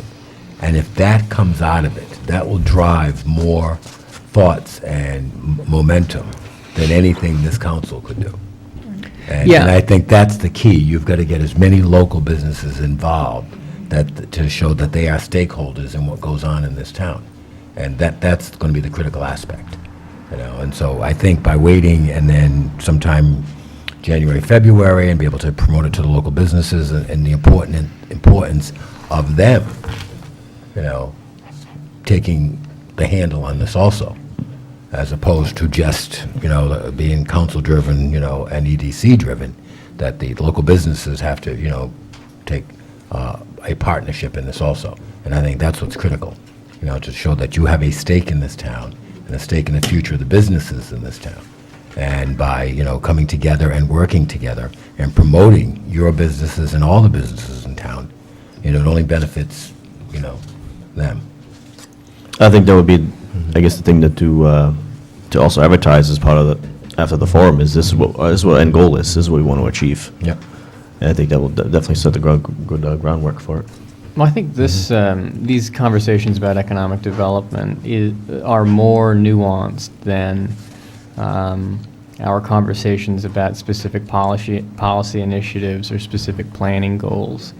And I think one of the more important components to the sort of dealing with this business community, this economic development aspect, from at least this board is that conversation, is keeping that conversation going and making sure that we listen to that conversation. Because, I don't think that after this meeting we're going to come back and sit and draw up a new code of ordinance. It's not one of those.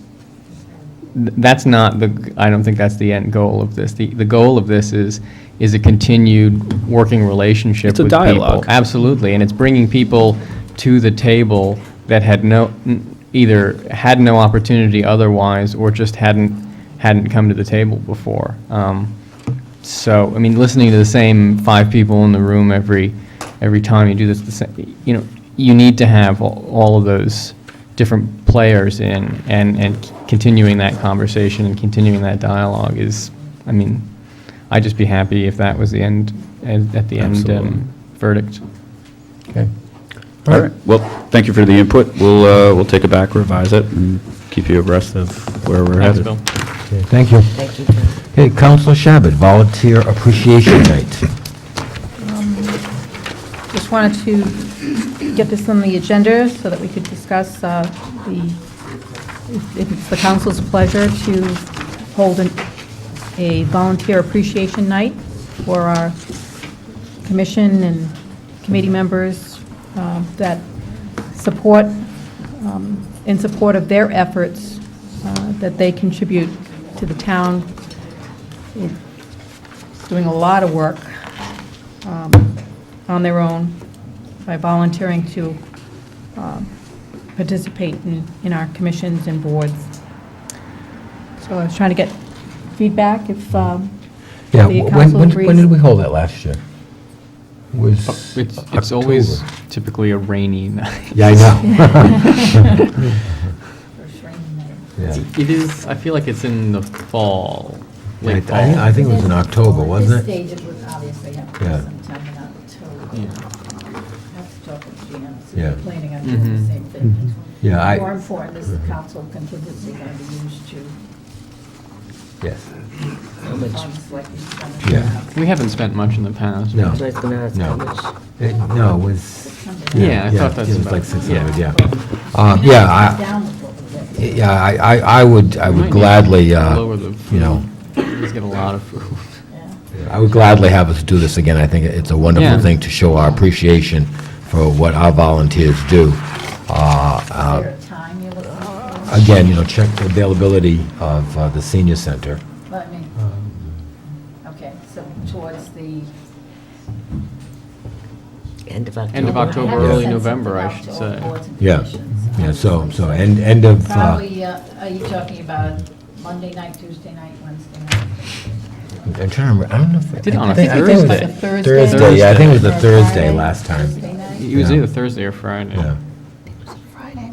You can look Was it towards Friday? October 24th or October 17th. I don't think it takes long to do, but you do have to notice. Yeah, it's notifying all the boards and commissions and all our other volunteers. Usually there's another single volunteer. Yeah. Yeah. October So- 20, let me space phone. I think it was a Friday last year, wasn't it? October Friday? 24th is a Thursday. Go, 'cause I was out of town. Yeah, either one of those days is fine. The 24th or the 25th is fine with me. Okay, Yeah, or well, the- yeah, Friday, is that a problem, or Friday the 18th? Friday the 18th. Oh, no. No. that day. I can't do No, that. the 25th or the 8th The 8th of November. of November. Yeah, either one, 7 or 8 is, Okay, doesn't matter. 25th or the 8th? Mm-hmm. Well, I mean, you tell me the dates, and I'll try to work it around it. Yeah, either. I mean, I don't know if anybody has an issue with the 1st The 1st of November? November.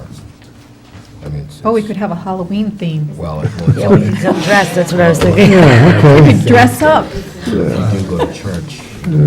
Doesn't say that here. but- I do not. I am dressed up. Some of us who know our liturgical Yeah, calendar know that. My mother would know it. Yes, Yeah, yeah, that's what I just said. that's what he was just telling me. People go The to 25th or the 8th. So I'm saying the 25th or the 8th. Look, let's see, 25th or November 8th, is that the two days? Yeah. Yes. And I think we did it like at 7. 6:30 or 7 we did it. Yeah, I think it was 6 or I'll look 6:30. at last year's. Yeah. Blah, blah, and try it. Yep. Okay? We're all in agreement? Yes, I think that's a wonderful. Thank idea. you, Councilor Shabbat. Thank you.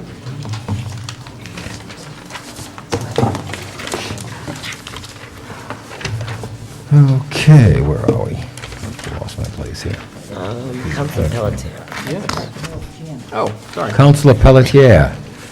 Yes. Review of advertising policy ordinance by solicitor and estimates of costs by town clerk. To Yes. report by November 12th meeting. Yes.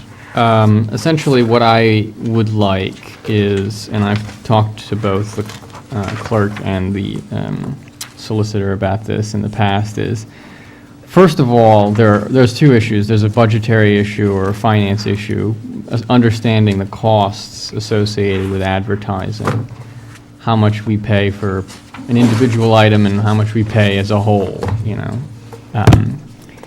And then the second is what our legal requirements are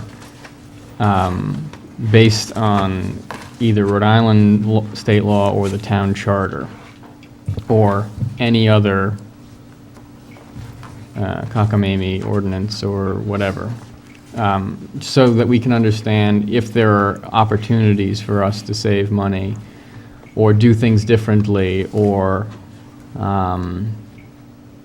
I think that's it. Saving money and doing things differently, being more creative. We want to be as frugal as we can And not that I don't love subsidizing the Secana Times, you know, we spend a lot of money advertising for a lot of different hearings and a lot of different things like that. And also, we want to be as effective at getting our message to the people who we want either to appear or to respond or to be on notice of whatever it is we're advertising. So that is my goal.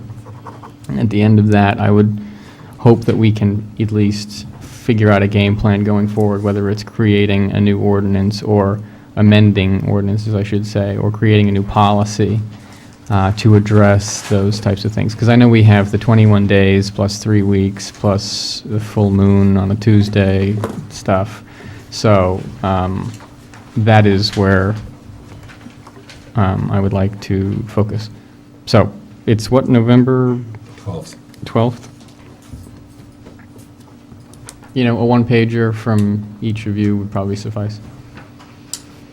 If that's okay with the rest of the council? Yep, no problem. Okay, thank you. Thank you. Okay, we have no bids and requests for proposals. Town Administrator.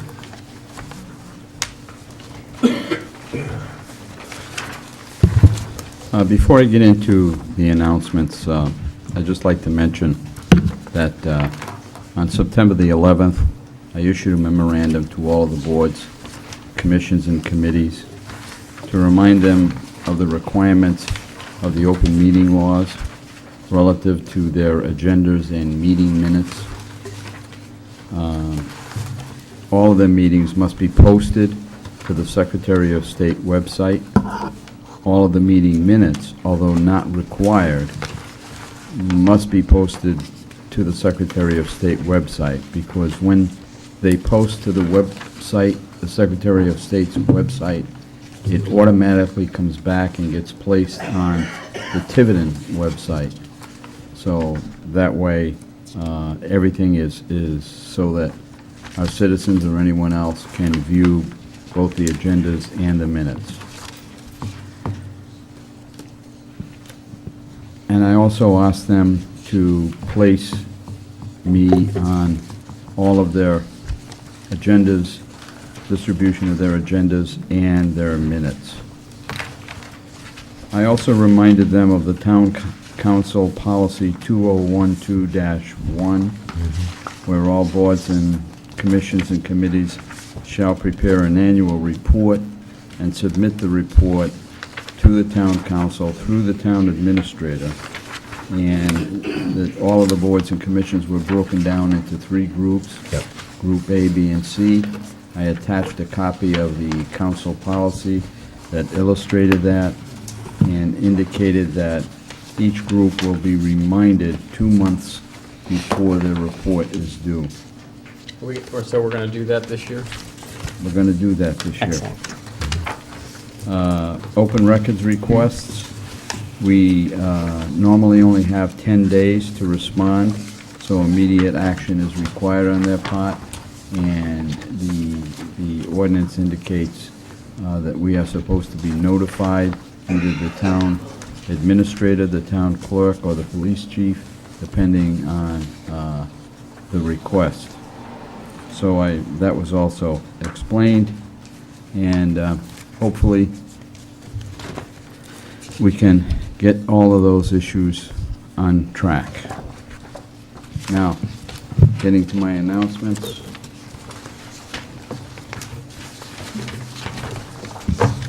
The Met Tower that we had at the industrial park that was erected by EBEC has been removed from the business park at this point.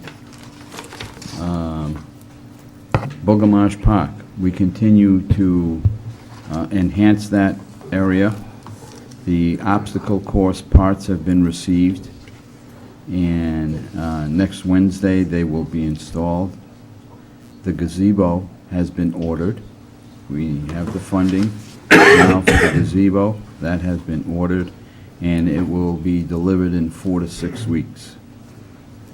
The DOT, you may recall me announcing that I had requested that the DOT provide left turn lanes on the overpass on Main Road over Route 24, because I felt that that was a safety hazard.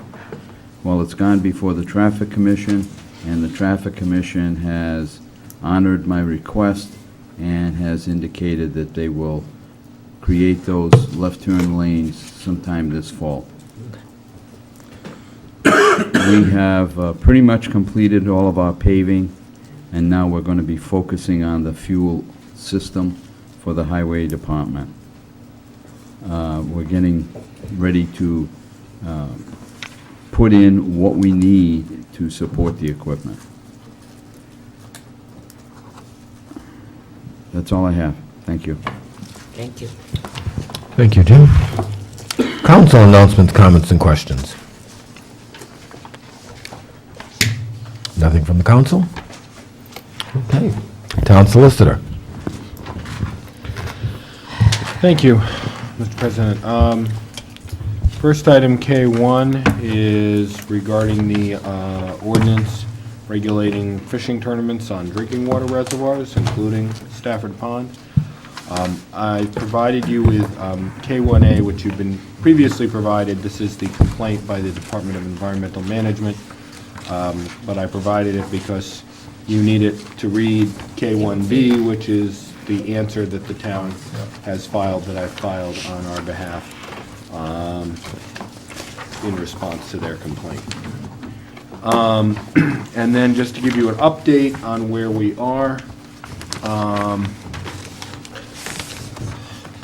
excuse me, the clerk's office sent out letters in mid-August to the organizers of scheduled tournaments in September, informing them of the need to apply for the permit, and that included a requirement for $1 million liability insurance, which really is the only requirement, other than information, that's the only other requirement.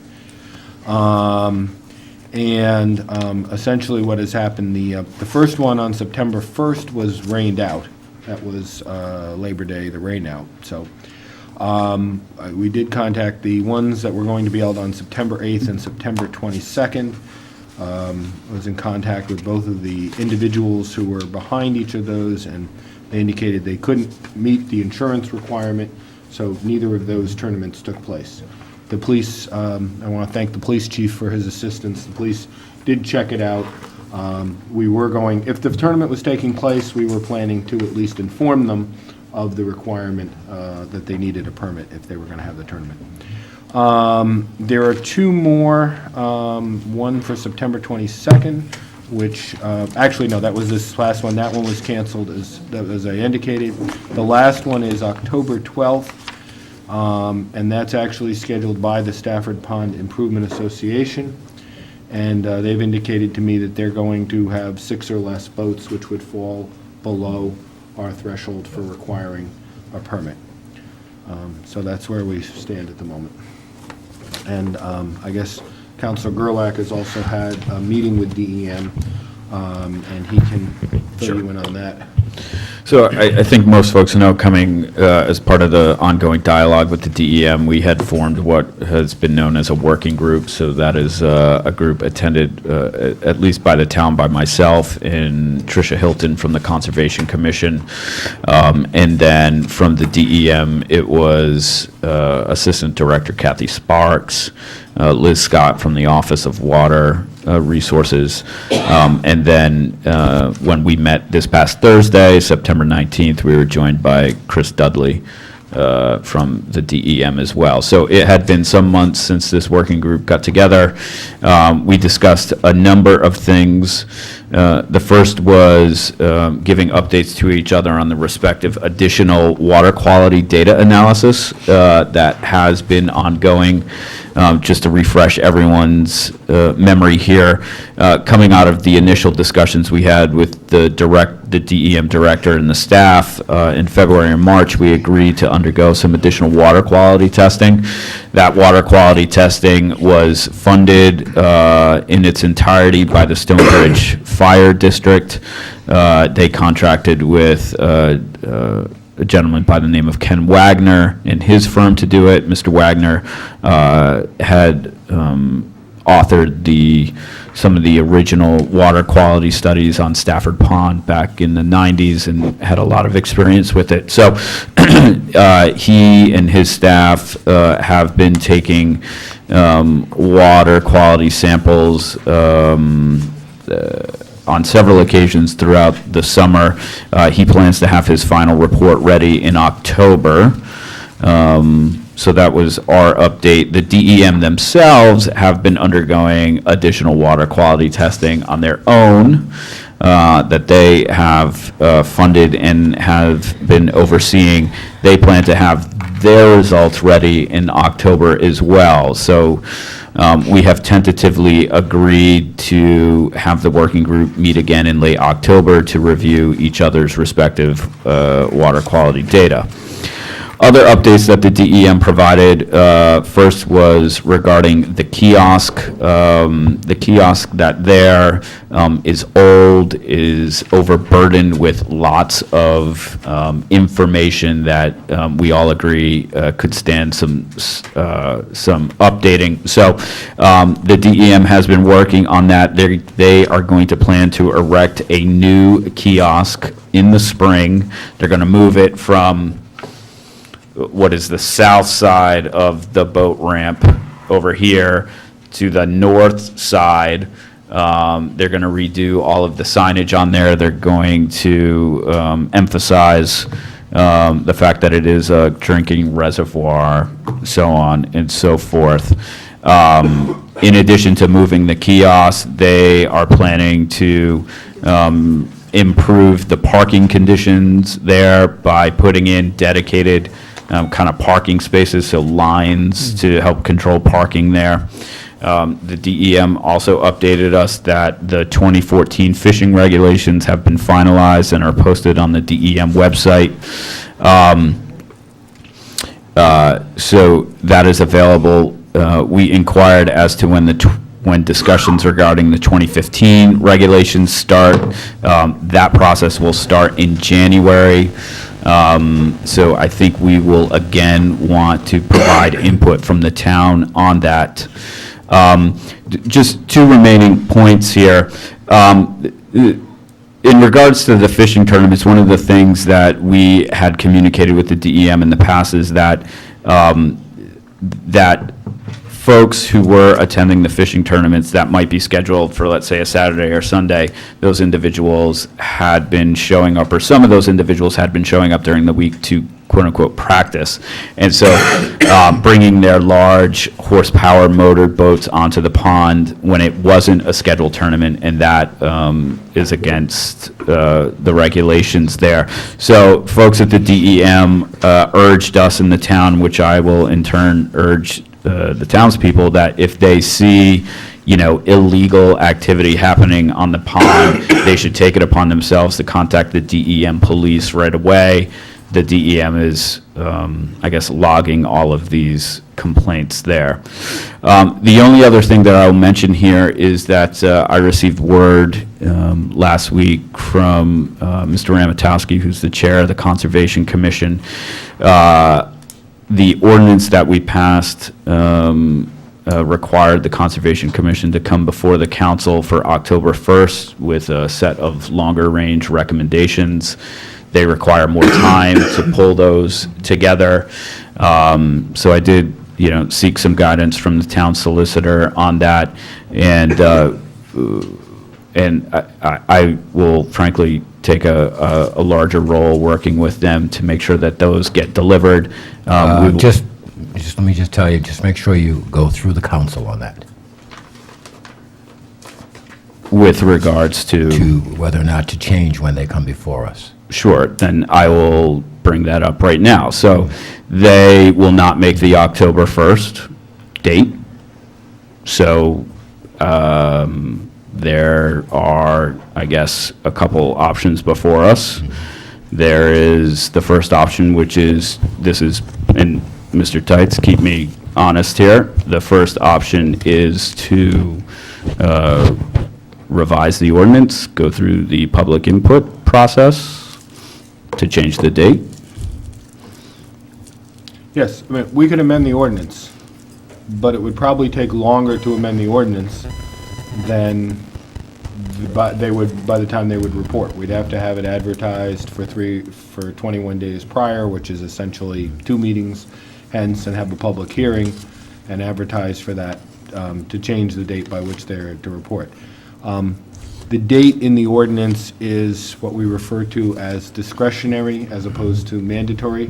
There's no penalty. You're not disbanding or spanking the Conservation Commission if they don't report on a time frame. So I suggested just bringing it up here tonight, and perhaps the council might, just by a vote of the council, set forth a date that you would like to see a response, allowing them time to complete it, but also keeping things moving. Did they give you some idea of how long it would take? I did ask, and the loose plan that is coming together would have it coming back to the council at the first meeting in December, which I believe is December 9th. It is. Okay. Which I'll refer back to the fact that it would still be in time to deliver to the council, have the council discuss, and be in a position to formulate not only what we might want to tackle from perhaps a policy perspective here at the town level, but certainly be able to start giving input right away when the DEM begins their 2015 regulation deliberations in January. Yeah. It also require public hearing. Yeah, it will require a public hearing, too. The DEM regulations, what exactly will require a public hearing? Report, right? Yeah, I If think, we're changing the ordinance, it would have The to be... report would yeah. not, but if But you it's decide you changing the want to ordinance. change other ordinances as Right. a result of the yes, report. absolutely. Right, so... The That would first be a step is public to hearing. receive their recommendations Right, and right. discuss So, them but that and wouldn't figure give out us next enough steps. time pending when the That's what I'm s- DEM would start their deliberations, that's what I'm saying. Yeah, personally, I think that the recommendations that will come forth will probably have more to do with what we want to tackle as a town versus what might be the purview of the DEM. Okay. If you're going to put that in a form of motion, but I would say next time have the commission tell us, because that's the way it should be handled. Duly noted. Okay. Or actually, I think it should go through the town administrator. Yes. So okay, I forwarded that email on to Jim, Nancy, and Andy, so. But if folks would like a motion, I will, so Nancy can keep the pen moving over there. I will put forth a motion that we request that the Conservation Commission deliver their long-term recommendations regarding Stafford Pond as a drinking water reservoir to the town council for discussion no later than December 9th, 2013. If you don't mind, could we just ask that it be for the December 9th meeting, which will actually be the week before. It'll be December 3rd, Great point. by noon on December 3rd. Second. Okay, we have discussion? I'm sorry? I said, did he amend the You motion? amend the motion? Well, he said, duly noted, yeah. Sure, Okay. as Andy noted. Okay. And seconded. Second again. Any discussion? All those in favor? Motion carries. Thanks, Bill. Quarry licenses. Yes, Mr. President, members of the council. As you will recall, actually, there was a brief memo on the last council meeting, and also the council had changed the procedure on this. Originally, these licenses were issued by the building official. We've changed the procedure through ordinance that they be issued by the council with advisory recommendations from the planning board and council. We have had less than 100% compliance. On the other hand, we've had most of our quarries, We did have one come and get the license and the whole process with the bond. The others have been in various states of receivership, but that has passed, and we have them operating without licenses, or current licenses. They're still operating on the old ones.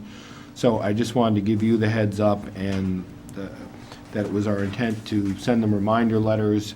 Their licenses are going to expire on November 30th, just like everybody else's license. They need to get their material in and get the advisory recommendation of the building official and also the planning board. There will be time to do this. I checked, I believe, at the planning board meeting, and I was going to suggest a November 12th meeting for, that's when we would have the public hearing, have them on here. I'm not sure whether we'll have everybody ready with everything by then, but I thought it was better not to wait till the last meeting in November. If we, once you have the public and the response, you might be sending them back, and that way there'll still be time for them to respond. Okay. Next item is litigation, LAL Construction, and Site Ready versus the Town of Tiverton.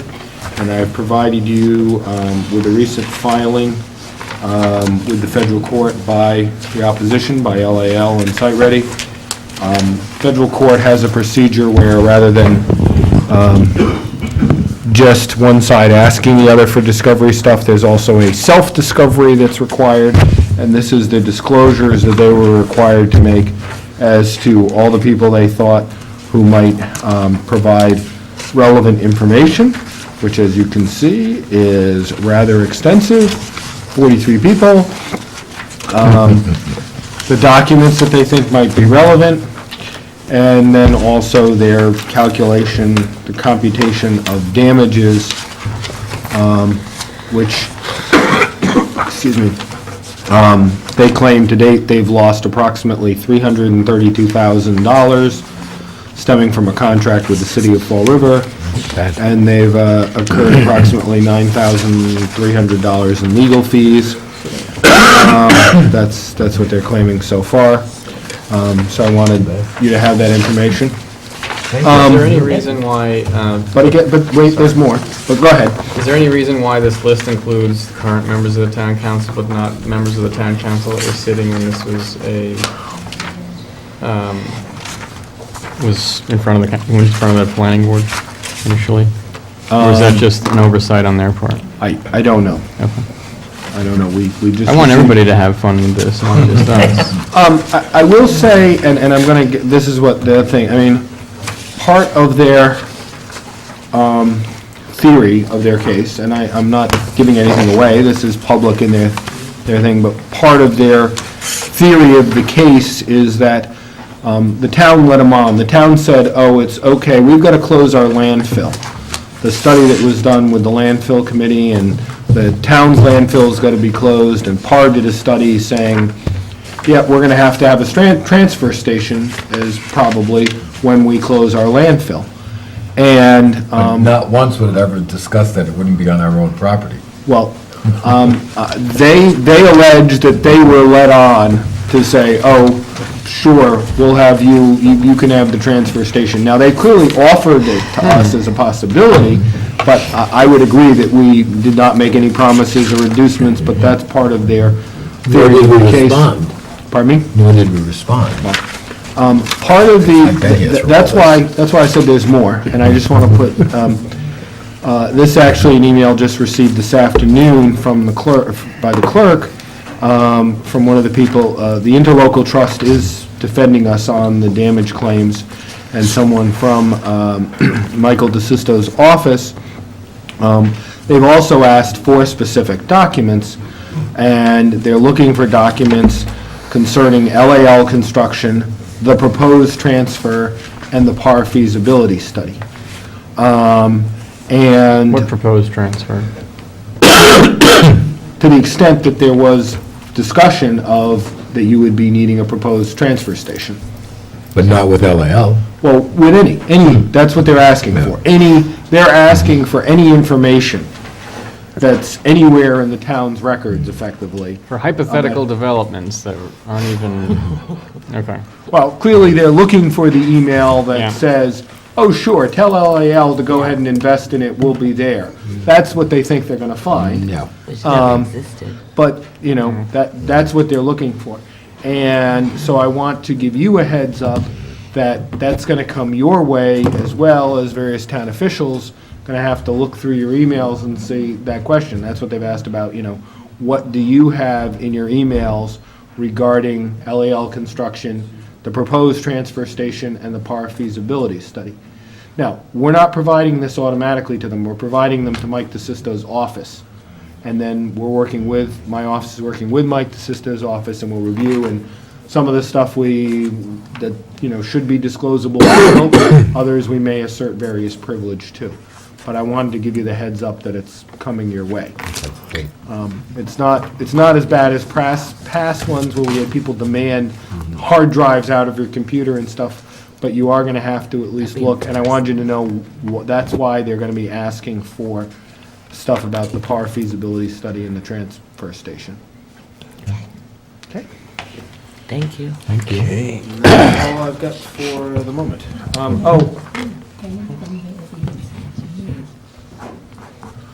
Yeah. Yeah, I mean, it's basically, it'll be anything that mentioned any of those three items. So if you send. Specifically? Yes.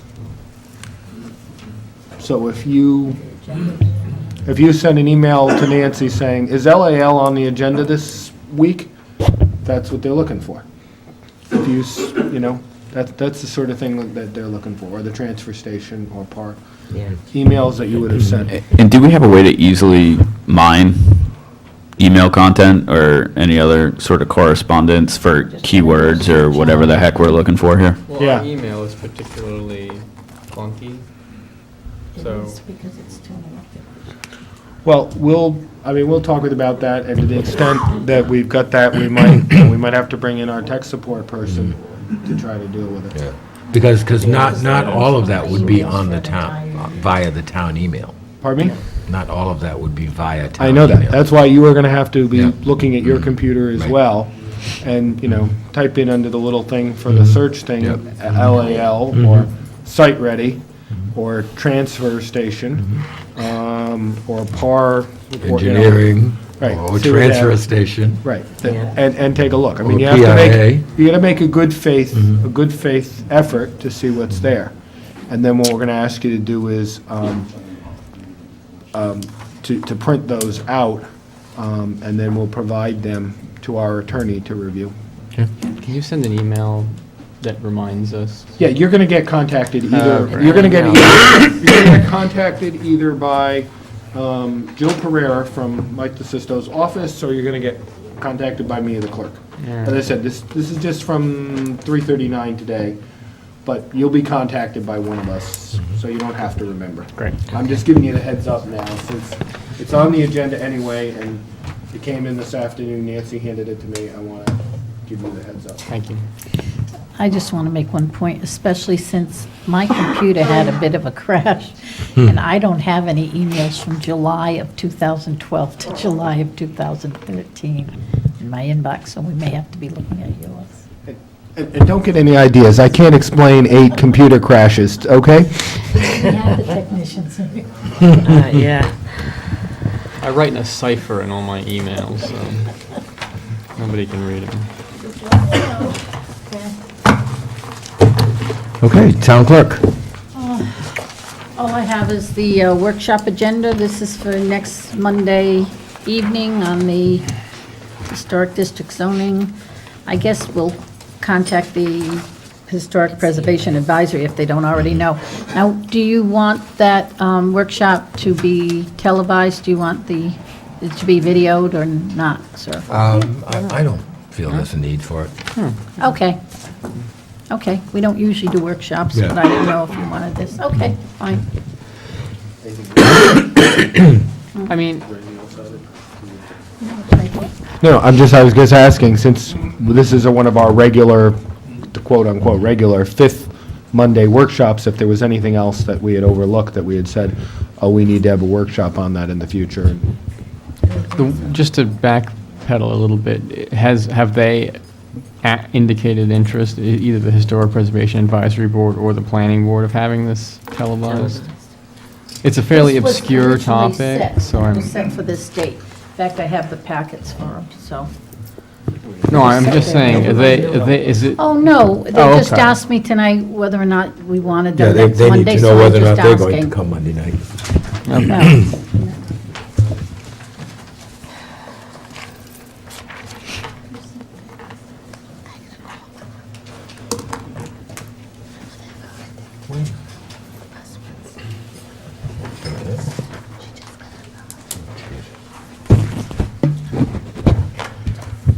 so is that done? What are we doing here?